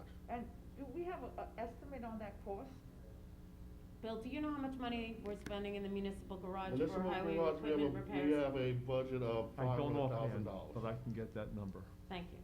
and we Budgeted have, money for equipment repair and highway is $500,000. and I'd be happy to come over and tour and, It'd be nice. look at equipment with you, who wants to come with It me? did it, it is There an can be two of us interesting- at You once. can't, you It can't is- sit here and say, why do you need this, why do you need that? Why don't you come talk to me at the and I'll explain to you why. Well, we just need to see on paper what inventory of equipment you have. What you need to do is respect your highway superintendent. And I'm not asking for anything I don't want. I've been doing this for 12 years, I'll say it again. I don't buy anything I don't need or Okay. want. So, hold on a second. Respect it is not something that we should raise because everybody And is I'm being also elected respectful. official, just like Okay, you guys. Hold on a second. So, put that aside, there is respect here, but you were the one that asked to come at a work session to inform the public. The public should also understand and not ask for a blanket 7, you know. You middle- had, Okay, you so had the there's paperwork four. for 2 months now, Well, since May. I have it, but we need to inform the public, and you told me that you changed direction. We just want an Yeah. accountability, that's all we're asking, is an accountability Alright. that the vehicle have the But it board. seems like people were doing homework without coming to see me. Well- You did your homework and Well, did not buy 10 dump trucks It's not a over the last homework. 2 years. That's absurd, I looked. can't afford it. Okay, I looked, you decided to bring this to the town board, I looked at the vehicles that may have been purchased, all right? And I decided to bring this up so we can have a healthy discussion, that's all it is. It's Right. not about power, it's not about I'm not public saying officials. that, all I'm saying is you it's should've about the came to public me and first, money. and then you wouldn't have to make that remark Yeah, about okay. 10 dump Okay. trucks that I never bought. Okay, well, we'll Hello. ascertain that, you know, we'll have a discussion about that, yes. Well, since there is 130 uncommitted funds in the equipment balance, I don't wanna misquote Bill. There's $112,000 left. 112. I mean, you know, I think the board could appreciate the time-sensitive nature of the mowers at Absolutely. 22,000, and probably the town board might be able to agree today, you know. And the back The equipment system? line is there, allow those to be purchased. Okay. And I'm sorry, what's it called, a used box? Well, mine, a used box truck and a used sweeper. Right, so the used box truck, you know, I don't know how much the mowers would cost, you know, with 112 in there, but. He said the cost of the mowers, didn't you? Yeah, the 22,000 mowers were 22 22 apiece. each. Yeah, 22. There's 2 So separate maybe the mowers, town- there's a smaller mower and then there's Right. a bigger mowers that I was Because explaining those to are you. probably time sensitive, given the They time are. of year that we have, I would be the in- town board could, Yeah. you know, roll that out. It's currently in his budget. It's Absolutely. Well, 112. we could take a vote here, right now. And then as far as fund balance transfers, you know, Bill, you can correct me if I'm wrong, but from the position of like the state controller, well, just to backtrack, you, the town board, under the highway law, have the responsibility to approve Yes. every purchase. So why, I don't think the contest has to be about such a large sum of money. Excuse me, it could be by purchase. In other words, as you approve the purchases, do the fund transfers. I mean, That's a very good. As opposed to one lump amount? correct, because you are responsible as a town board under the highway law to approve all these purchases. So why are you doing it en masse, in bulk, of 900,000? And that was a It's question that not a was. denial of the equipment he needs, It's but not. it's actually provides him with the equipment and you, the town board, with the opportunity to go through. For future Yeah, acquisitions. I mean, And the purchasing agent is also having some, you know, controversial discussions about this also, because she needs to specifically know what the purchase order is for. And when equipment is getting purchased without a purchase order, it creates a problem as far as our fiduciary responsibilities. What is that? Did you purchase a piece of equipment without a purchase order from the purchasing agent? I put in an order for a dump truck, yeah. Did you buy it? I put in an order for it, I didn't buy it. Well, we have it, don't we? correct, but we haven't paid for it. No, we don't have it. We don't have it? No. These trucks, so you understand, and I'm sure Frank will understand, the 2 trucks I have that are pretty much rotted out, if I don't get that order in by March, I will never have them by October. And that's what I did, Managing a fleet, and I do it in my business, is a difficult task, and Gio does a great job of it, and I've been through the yard a number of times.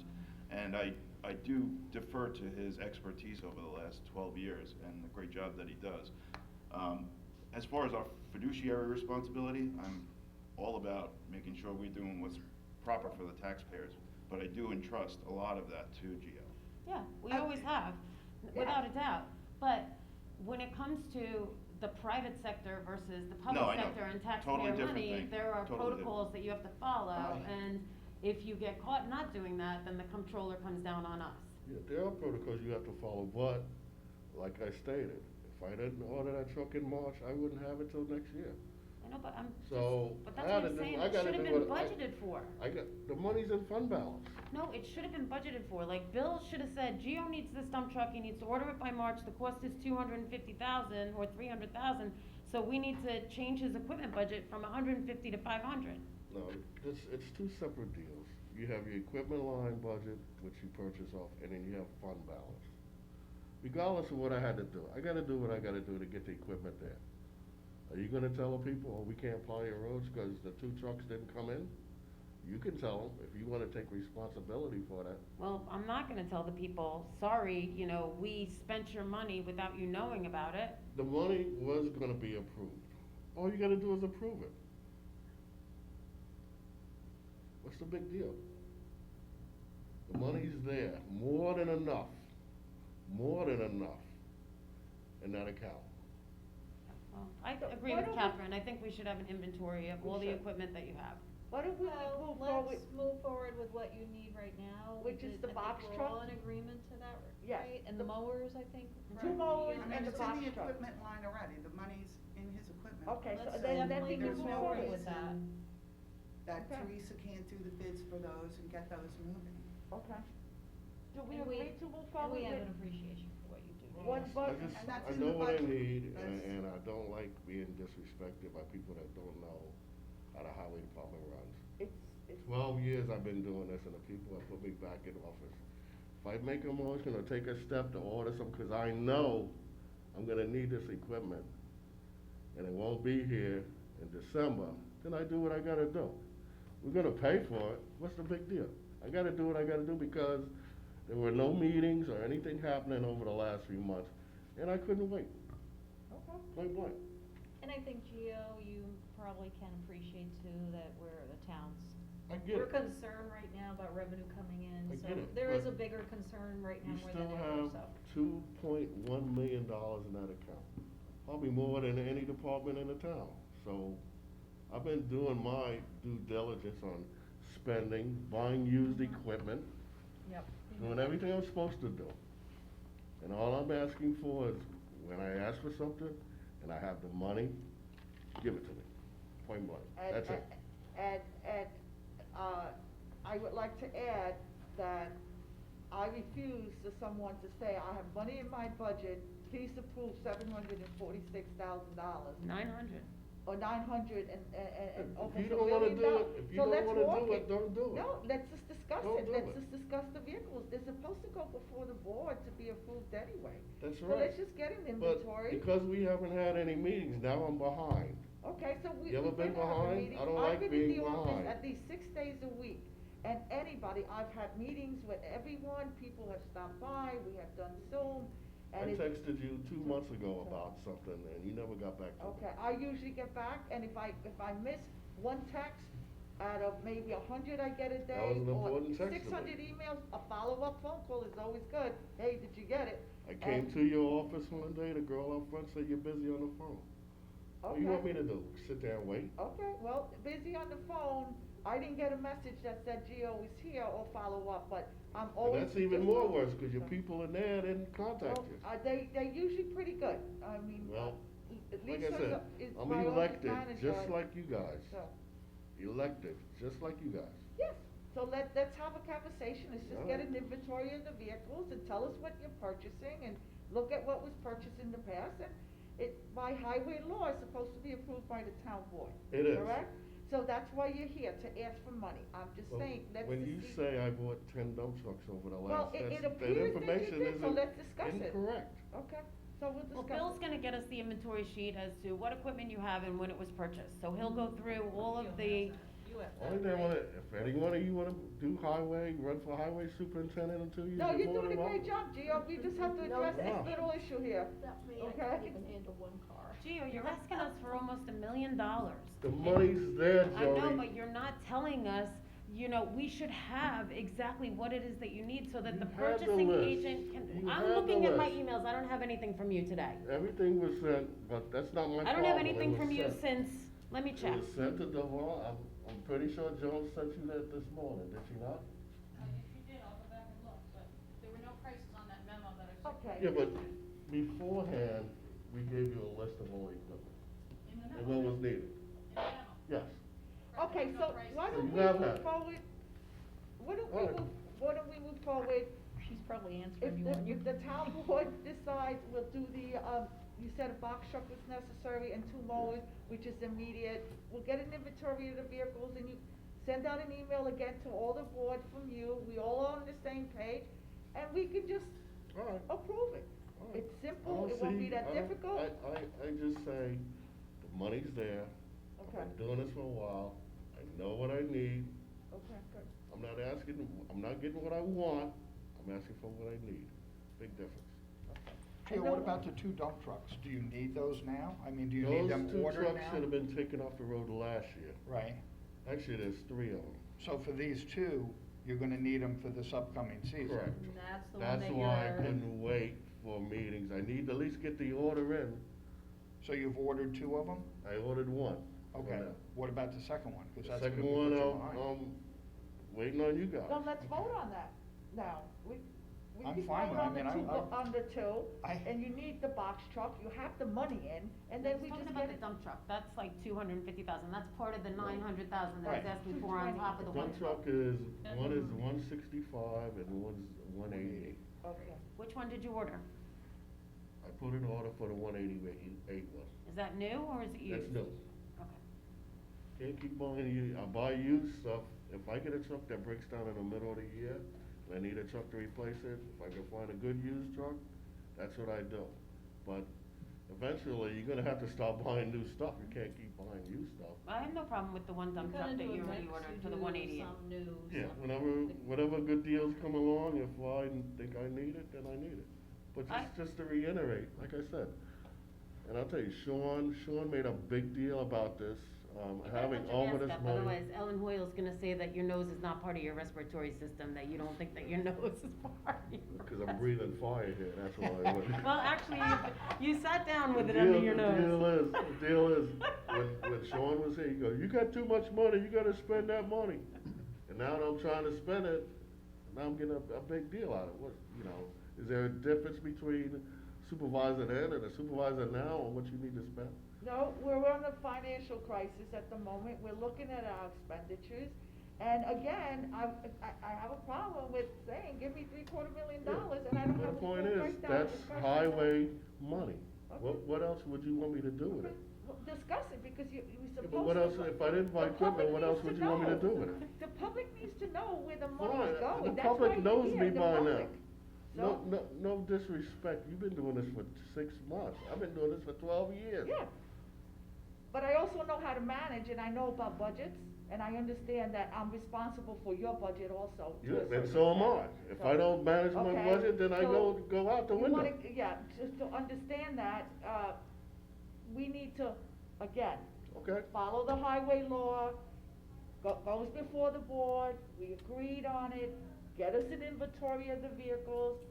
I believe we can, approve some of the equipment that he needs now, we I could all think- come to a I consensus. think seeing as he ordered the $188,000 dump truck, that I would support, whatever it costs for the mowers and the box truck and the dump truck that you already ordered, I would support that in a resolution, but, so that's 188 plus 112 is 288, almost 300,000, when you budgeted for 150.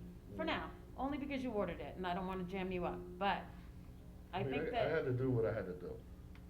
I understand, So Gio, we're gonna but- order those and then talk again, is that the plan? Is Yeah, that what I you mean- wanna do next week? I'll have a list of the inventory. Yeah, I think everybody should have time to. I wish I would've known you wanted that today, and whatever else paperwork I need. I know every year we have the equipment needed, the amount of roads you want paved, all that stuff we send it in every year, cause you have to do that. Okay, but Bill said he doesn't have it, and he's the budget officer.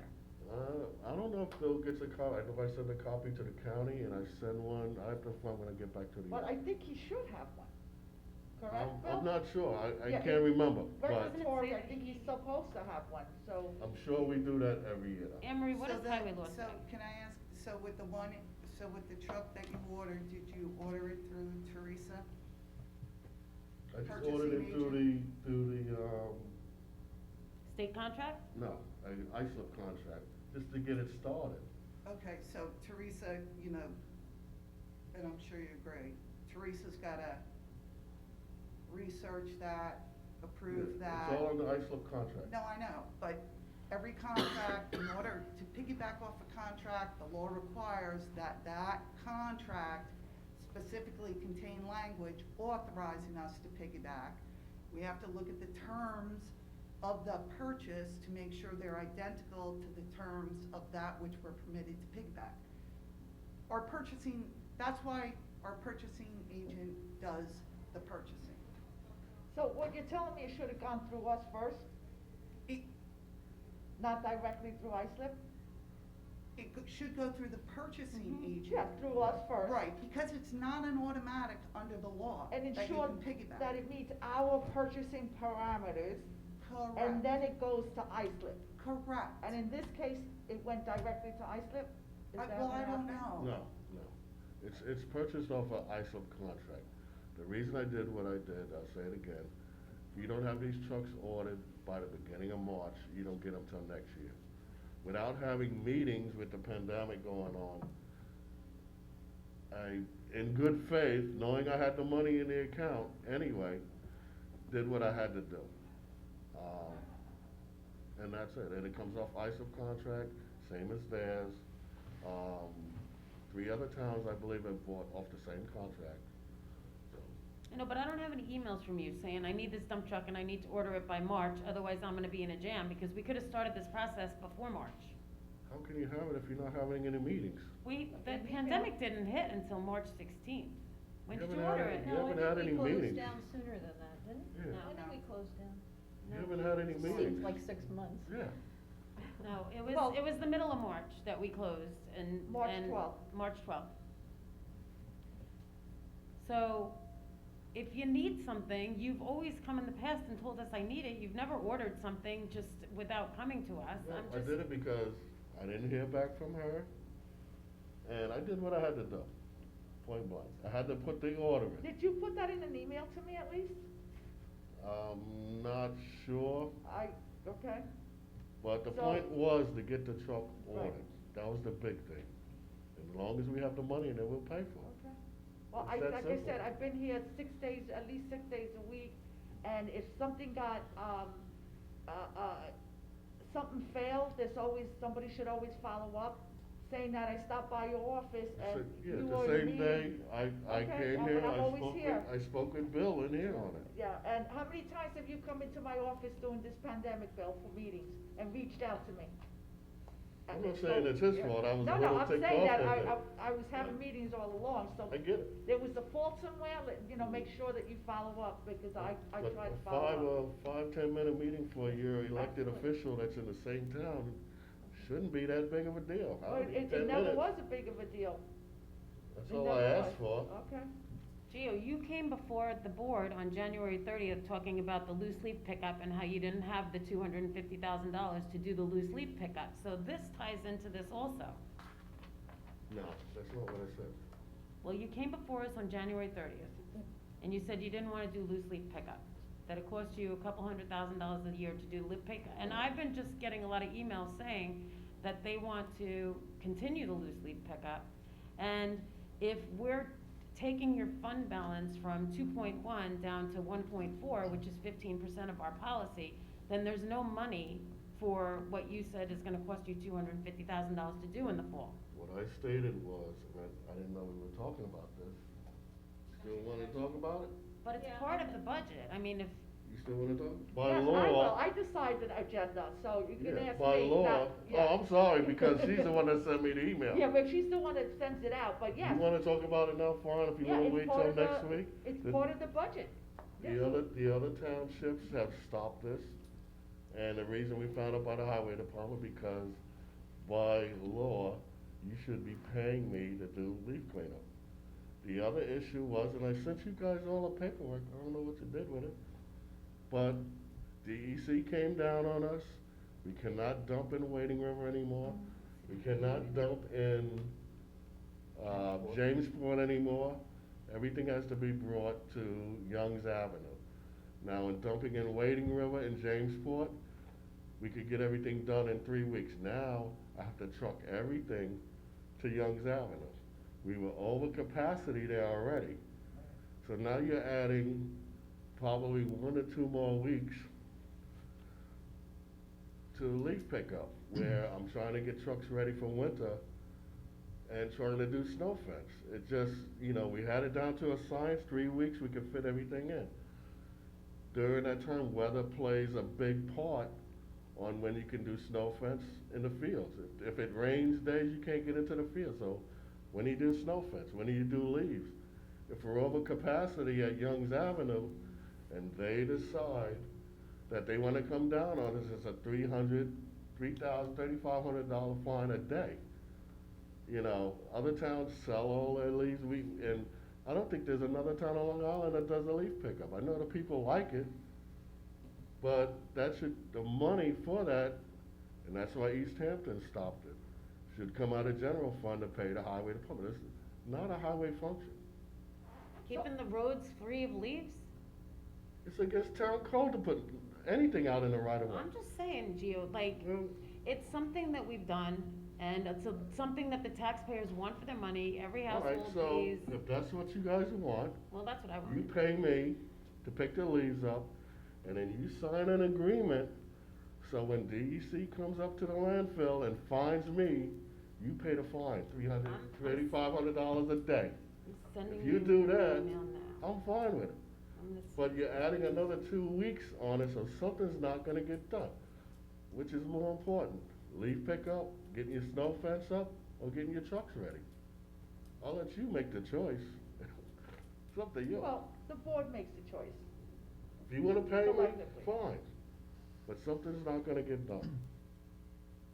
6 years I've been bringing this up. And how much did 6 you years, save they on just snow kick it down, removal? huh? We didn't have snow this year. Yeah, you still gotta prepare for it. So Still there gotta was prepare for it. overtime, and that if there was a state of emergency, there were funds that weren't utilized, Correct. yeah. And that's money, stays by law, put into a highway fund balance, Okay.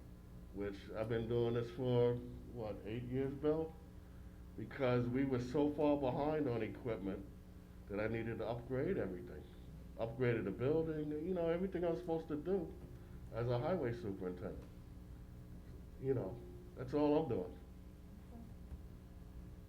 The leaf pickup, I'll leave that up to you guys. If you guys wanna pay the highway department to do it, everybody likes it, fine. But what happens is, DEC, when they go up to Young's Avenue and they say, you're over capacity, we're gonna fine you, it's not coming out of my budget, I'm leaving it up to you guys to make the decision. The last town on Long Island that still does it. I know it's a great deal, but sometimes you gotta make out with the changes. We're also the highest taxed on Long Island. Well, Frank, you're the highway rep? I am. Okay, can you please look into the, DEC and ascertain? Well, unless you have a special permit, I can tell you myself, it's 3,000 yards, and he will definitely be over 3,000 yards. It might be different from municipalities, but Yeah. anyway, I've asked 3,000 for a copy yards. of the violation notices from the DEC as to overcapacity at which facilities and what have you, and I mean, I think that leaf pickup is an important service, and if we have to pay GEO, if that's the mechanism, or if we have to buy a piece of property for storage, or we have to buy farmland, or Listen, that's that's the real issue, preservation. is that the farmers can't take it anymore either. That's The- right. For years, the farmers took it, but now we're over capacity. Right, so what I'm there's no space saying- for us to put it. You're saying too that it's a problem. With the DEC, Yeah. 3,000 Right, cubic because yards, they need, yes. because they need their 3,000 yards on the farm for mulch and what they Right, need for their operation, so they can't take our leaf, but if Right. we can buy farmland with the CPF funds, then we can store another 3,000 yards on that farmland. They have areas where you're allowed to, put the leaves and Well, stuff we like gotta that. look One into it. area, Young's Avenue, that's it. If we bought a piece of farmland that was being preserved and it was gonna be farmed, I'm sure that through the CPF funds. Where are you getting if rid of we- this You'd stuff? have if to we farm close- it, though. Yeah, but I've heard. Sometimes we have to make hard choices. I've heard from so many residents that are like, just like we have the community garden, they would love to do agriculture, but they can't afford to buy a big farm. So even if you put out plots that residents could come and farm, or start an agricultural program for the, stewardship of the land. if- Process the leaves for mulch? Yeah, Yeah, some for places composting store the. Compost. Yeah. I mean, Good idea. Another project for you. Yeah. but Except that's the the amount issue of right things now we- that Geo faces is And you know what, not and the having state, I've had meetings with the place. state when it comes to a capacity that the farms can store, and the formula that the state came up with, because whether you have a 200-acre farm or a 1,000-acre farm, it's still only 3,000 yards that they can take and store. Right. Which is a formula that doesn't work, and the state is in the process of looking Absolutely. at that, and I've been talking to state officials about it to try and get that, because even if the farm is on 2 separate lots at, across the street from each other, Yeah. you're still only allowed 3,000 yards. You can't have 3,000 yards on this piece and then go across the street and have What we 3,000 should yards. really do is look into a special permit for excess of 3,000 That's yards, right. because in Especially order. for municipalities. You can get it, it'll cost us money, but it might save us in the long run Exactly. being under the DEC. You mean a special permit that we can dump more? Yes. Well, I mean, think, it I is think a there are service some that go up to community, 10,000 but cubic I see yards. your sign of that. Oh, yeah. I think, on Maybe the that's a opposite compromise. side of Yeah. Youngs Avenue, I think that's exactly what engineering did. Mhm. I mean, I can't confirm A for you, special but permit, yeah. I'm pretty positive they, Thanks, Bill. potentially have a higher capacity. Also, one of the things town board might wanna look into is, obviously, we have an agreement with Crown for the yard waste on the opposite side. Maybe we should talk to Crown about Taking our leaves alleviating because they some have of all the the equipment. burden from the other side. Mhm. I think Um, the only Crown is probably taking everything you have now from the north side. Yeah, Right. that's what I'm saying. No, I know they're not taking yours, I'm saying, but maybe it's a consideration for the town board to reach Mhm. out to them to alleviate the load on the highway side. Yeah, because where are the landscapers taking the leaves? I mean, my landscaper takes my leaves, where does he take them to? It's gonna become a problem They whether used to you're take taking them to me, Okay, and but I won't wait. take them anymore. Okay, but wait, so it's gonna be a problem for the landscapers, it's gonna be a problem for It you. is. It is a problem for For everybody as to where everybody. these leaves, and we're just gonna have illegal dumping all over the place if the state doesn't address it, so it needs to be addressed. I just don't want it on my back when the fines come, or if they do come, whenever, but I don't wanna put myself in that position to be fined. I'm trying to be proactive on this. Mhm. I brought it up for the last 6 years, I know. and here's 6 years later, we're still talking about it, Yep. so. But I'll hopefully maybe work with Frank, and then we'll try and talk to the DEC with Anne Marie and, Drew, and try and figure out if we can get a special permit for capacity. Because, That came from Drew. I know, well, Drew doesn't wanna do it either, so he's on your side, but the taxpayers want it. The highway, like I said, if you're gonna pay the highway department, fine. The board recognizes Bill Rothar, who's had his hand up back there feverishly. I just wanted to clarify some of the budget process, and Gio, you can confirm some things, and Anne Marie, you can also confirm the law. One of the reasons why this becomes an issue is highway is limited to $200,000 a year per state law. That goes back to, Gio, you can tell me my numbers, 1980s at least? 1978. Okay. We've been getting $200,000 a year for equipment. It never got up, it never went up. And I know No, that, My We need to equipment fix that. budget should be like $500,000 a year for this size town. That's why I've been so tight on the budget, knowing I can get my equipment with the Right. fund balance. so I know that's one of the issues, because he's only allowed to put, and that's actually limited by what he's bonded before, or the highway department itself has bonded before for equipment, so you take the 200,000, take the debt service for equipment in the past off of that, and that's why we have 150. And I know that we put an application, and I'm assuming we never got approved to increase that. I know most of the towns on Long Island have done that. We've done that. So maybe that's one place we can, we look to go again. But as far as the process, even for next year, if we have a list of what Gio's looking for, and we know it's 600,000, but he's limited to 150, then at least in January, when he can take, and Emery is where you can confirm, he can take non-current funds, which would be fund balance, and say, I need these 3 pieces, and I need X amount of dollars for that. It was in my report from the budget, and then as of January 1st, the board knows, hitting the ground, which ones we have to order by March, that he needs by a certain date. So, I can send everybody an email, the timeframes of all that, but I just wanted to clarify some of that, because it's not all just, well, I need $800,000 worth of equipment, and I'm gonna put it in my budget. It won't get into his budget, because I send him a letter every year saying, your limit is 150,000, or whatever the number is based on the debt service. So I just wanna And make one sure of the other everybody kinda things- understood. I don't get my numbers on what I have in fund balance from him till basically the end of April or March. That's why I did what I did. I don't get my exact numbers from him. He gives me an approximate, and then by usually end of March, April, he gives me my total, because I'm already anticipating stuff I need, so. But, just but to his, let you know. but the amount he has in fund balance and the estimates I give him, first of all, they're fairly accurate, because there's not much changes. It's the bills that come in at the beginning of this year for last year, and there's sufficient money in fund balance to do it. That's not what's stopping this. What's stopping this is knowing what he's purchasing and how much we want to take from fund balance to do that. And if we Okay. had a schedule, it would be a lot easier for the board to be prepared. So when he Sure. comes in January, February, and say, this is what I need to order by March, the information's already there. Anne Marie? Yeah, it's just, first and foremost, under the law, certain reports have to be filed with the town board. Okay. And that's how you know whether or not, even the limitation under the highway law, I think it's 278, regarding the monetary amount. That's how the town board knows what potential reserves are gonna be needed for the additional equipment.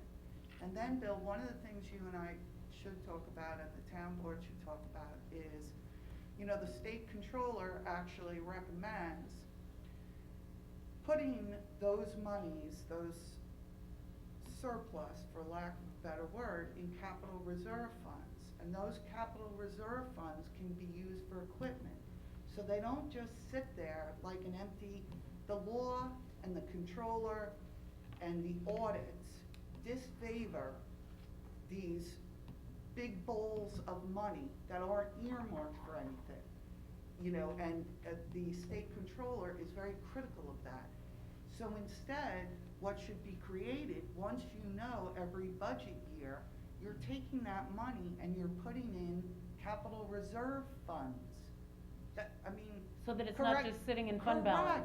Correct, because any audit is going to be critical of any municipality who just has these blanket funds. I mean, I disagree if former administrations had advised the highway superintendent, you have to spend it down. That's not correct. You know, that's monies collected from taxpayers. It's not about spending it down. It's about achieving the capital projects that need to be done. So maybe, Bill, and the town board, moving forward, it should be earmarked in capital reserve funds for capital projects. Can you look into the proper protocols for documenting that type of funding, and we need to, implement whatever. Would you agree, Whatever Bill? requirements are needed, according to the highway law and Right. the controller's office and so forth, and make sure that we are following the proper protocols? Yes, and I think in that, that's why I said, giving the information during the budget process of what equipment he's looking for. And I know that changes, because between August, when you send that to me, and January, when you're looking to order stuff, certain things can break down and other things can still last longer than you expected, but at least we have something to start with. So then Gio can come in and say, well, I'm gonna replace this with this, because this now becomes more critical to replace. But at least we need something to say, this is why we're reserving this amount of money. These are the assets that we intend to purchase with that reserve. I think we're all in agreement, correct? Yeah. Okay, great. All right, thank So- you. Thank you. So Cynthia. I mean, as long as the 188,000, which Anne Marie will look into with Teresa as far as Right. the, you know, acquisition off the ISLIP bid, contract or bid, then I don't see a problem with that 188,000 for the next town board meeting also. Right, so, Yeah. Bill, Good. just to, so to Yeah. recap, so it would be, well, just to fully recap. So the town board, you know, I think everybody agreed, mowers, time sensitive, so the highway superintendent should meet with Teresa immediately about getting the two different mowers. Also, the highway superintendent should meet with Teresa, the purchasing agent, for the used, Box truck. box truck. And then, Bill, a budget transfer resolution will, I anticipate, will be required for the purchase of the $188,000 dump truck. So, And the I- highway superintendent will meet with Teresa, but we're gonna need a budget transfer reso for that. Right, and I think it's important to know too, Gio, I mean, not that you obviously know more about your equipment than I do, but with the box truck that you're buying, it's used, right? So how much life do you think that it has? The truck itself is used, the boxes though. Okay, so what life, how many mileage, what the expected life of that box truck is, because you may be better off buying a new one rather than buying a used one that's gonna break down in a couple of years, Yeah, or but that you're you- gonna spend 20,000-30,000 in repairs. That usually doesn't happen. If you do your homework, the biggest problem with the box truck was the actual box. The truck is okay, but the truck is older. And it's just, if I'm gonna buy a new box, I might as well buy the new used truck with it. Does the box wear out faster than the truck? Yeah, because the box holds all your Right. material. Well, I think Teresa's also gonna look to see if it's possible to get a warranty on the used type truck that the highway superintendent wants. If possible, to give the town and the public some layer of protection that it's not breaking down within the first month. Yeah, and do we, That do we have? box truck I got has been there for almost 30 years. Do we go out for The bid bid for a is- used? bid is- Yeah, we have to go out to bid on it. Yeah, So we have to go out for bid for a used box truck, and you just need to tell us like what the power is and, you know, whatever. he So- did, Okay, right? I have all the paperwork. So he gave her, I believe, I don't wanna speak for you, I believe the highway superintendent provided Teresa with the minimum Specs. bid specs Right. that he would be willing to accept for that truck itself. And then Teresa talked about seeing if she could get a warranty in place, Perfect. so. okay. Anything else? No. Okay. Thank you. Thank you. Jill. Can I, Say something? can I add on to the coming work for the session tour. agenda, the Empire I'm State coming for the Development? tour. Can I add on to the work session agenda, the Empire State Development Grant that is due on Monday? That Yes. could be a lot of money, if I could ask Dawn to come in and explain that to us, Yes. because I think it's important that we apply for this grant, and, let me just, it shouldn't take long, but it's gotta go in by Monday, and it's a lot of money that I think will be good for. Hey, would you mind coming in and talking to us about that New York State the Empire State Development Grant for Small Cities, please? Thank you. Okay. Thank you. It's something that just came up this morning on my way in, otherwise I would have. Oh, yeah? Yeah. Okay. Well, I think we got an email about it yesterday, right?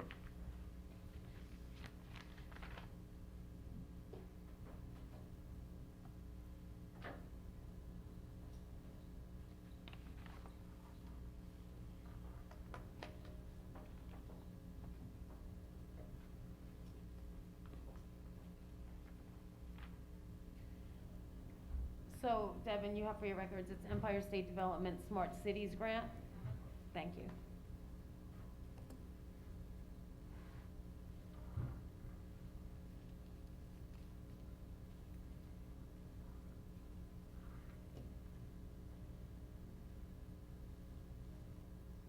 Jody, you might wanna go and get the hair salon and barber shop guidelines, or I'll give you a copy of that. Hello. It's a Okay. little Hi, specific, so Dawn. that way you Hey, can Dawn. just give it to them, because there's a lot of stuff in there, Okay. like, the taping and all this stuff. Yeah, that'd be helpful, because the affirmation, You look like I'm you just ran telling it. them to go to the affirmation. Well, I forgot my mask, and then I went, I'm like, ah, I can't. You know what, you can take this one, I'll recopy it, but I know that you're dealing with, the hair salon, Yes. and that way they'll, They can also get that all on New York Forward, but Great. it's just easier for you to, Yep, thank you. and I'll make a statement as to when we open next week with those guidelines, but you might wanna give them to them. Yep. If they're doing the prep part of it now. Yes, perfect. Okay, Okay. sorry, Dawn, I asked, after our discussion, I asked the supervisor to amend the agenda to include the discussion on the grant applications. great. Hi, how you doing? Good morning. It's, it's a timely matter, correct? Yes, it's not a grant application per se, it's really to create a test bed for an innovation, funding opportunity. So the state of New York, Empire State Development has, it's called Smart Cities Innovation Partnership, municipal test bed application, and basically you would partner with a, anchor, which would be Stony Brook, I think in our case, Stony Brook University, incubator. They're identified in the paperwork as,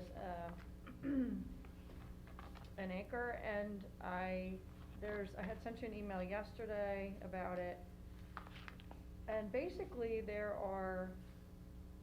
we had gotten an email, and I forwarded you that also from Ariely Capital, and they had suggested we partner on this through Empire State Development. So with Empire State Development's, the Smart Cities Innovation is a partnership between New York, Empire State Development, and the Israeli Innovation Administration, I think it's called. I don't have it in front of me, and I didn't get a chance to print out the email I sent you because I put it all in there. But basically, each of those entities, the IIA and New York State Empire State Development, would contribute $1 million potentially for a technologically innovative project that would benefit the public. So I kicked this around with Amory a little, and we had talked about Calverton potentially, because we're looking to do all that groundwater modeling stuff, and so that's one thing. And there were 6 different technological areas that I had included in the email that they are focusing on. So one was clean water and contaminant removal. One was high-tech agriculture. These are the ones that I think would be ones we would want to focus on. And I can't remember the other one offhand. I should have brought my Do you email. want my email? Yeah, thank you. I'll try to touch it very lightly. Okay, good. Oh, that's right, we're in a pandemic. Then there's a mobility and traffic flow systems thing that potentially we could look at for using technology to help traffic flow in our high season times. Is smart cars part of this? Pardon me? Smart cars, the electric cars? Well, it could be. It could be, because I think some towns are exploring using some of our vehicles and recharging stations, and I know it's being explored right now. Yes. Might be something that we might wanna consider, and I believe you can get the grant money for the charging stations, so Yes. might be something we might wanna move Are forward. we doing, I think engineering is The doing charging something on that. stations are Yeah. basically free if you work through 2 different, and we've been sort of exploring that, and we intended on putting them in the parking lot, the north parking lot behind the theater, because that's being redone with a grant from the county of Suffolk. So we had intended on adding a bunch of those charging stations, and in fact, Drew, myself, Frank, and Billy Merker to talk about where the location would be, and so that's kind of in the works. We just got held up because we haven't gotten a contract for that. Oh, great. COVID just, put everything. But this could be wrapped into that also, as far as the research and development for the smart cars and the charging stations Yeah. and things of that nature that could potentially bring manufacturing to the EPCAL property. So, it's, Right. So those are the things, we always could use, innovative things, and so, but I'm not a technological person, so clearly. So, the Ariely email was like, let's partner up on this and see if we can get with the incubator and do something good for the area, and I said, that sounds like a great idea to me, so let's talk about it with the board, and that was what prompted my email to you yesterday. We had a nice conference call with them. very excited, and they got back to me like right away, and, they're waiting for us to let them know that it's okay. So if we could work with them to choose one of these, well, actually, you choose 3 in your submission, so we could choose those, all 3 of those if we wanted to.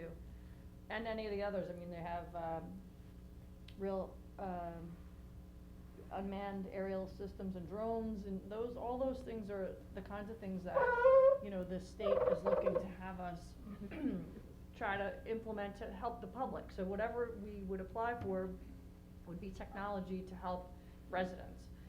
So Dawn, you're saying Well, I it's think not per se a grant, but there's still paperwork, and is there, do you have to fill in things that we're Yes. currently doing? No, so we're not, you know, we are currently doing a little of some of those things, like for instance, the smart charging electric car charging stations, and we're also doing a little bit of the water technology stuff through the water district. For the EPCO property. Well, the reason I ask Yeah. is because through the environmental committee, we've been working with engineering, working towards this whole smart communities thing, so I didn't know if those were things that Well, could be those- tied in, yes. because we actually have done a lot of the work already, so. So that's something to look at too. We're just on this like short leash, and so they basically said to us, you know, we'll do the technical part of it if you guys are willing to partner with us and see if we can come up with something. And then I thought if perhaps we could get that funding, then for the project, we could take and put into another grant application from the federal government for public works projects. So if Just to let you know, Ken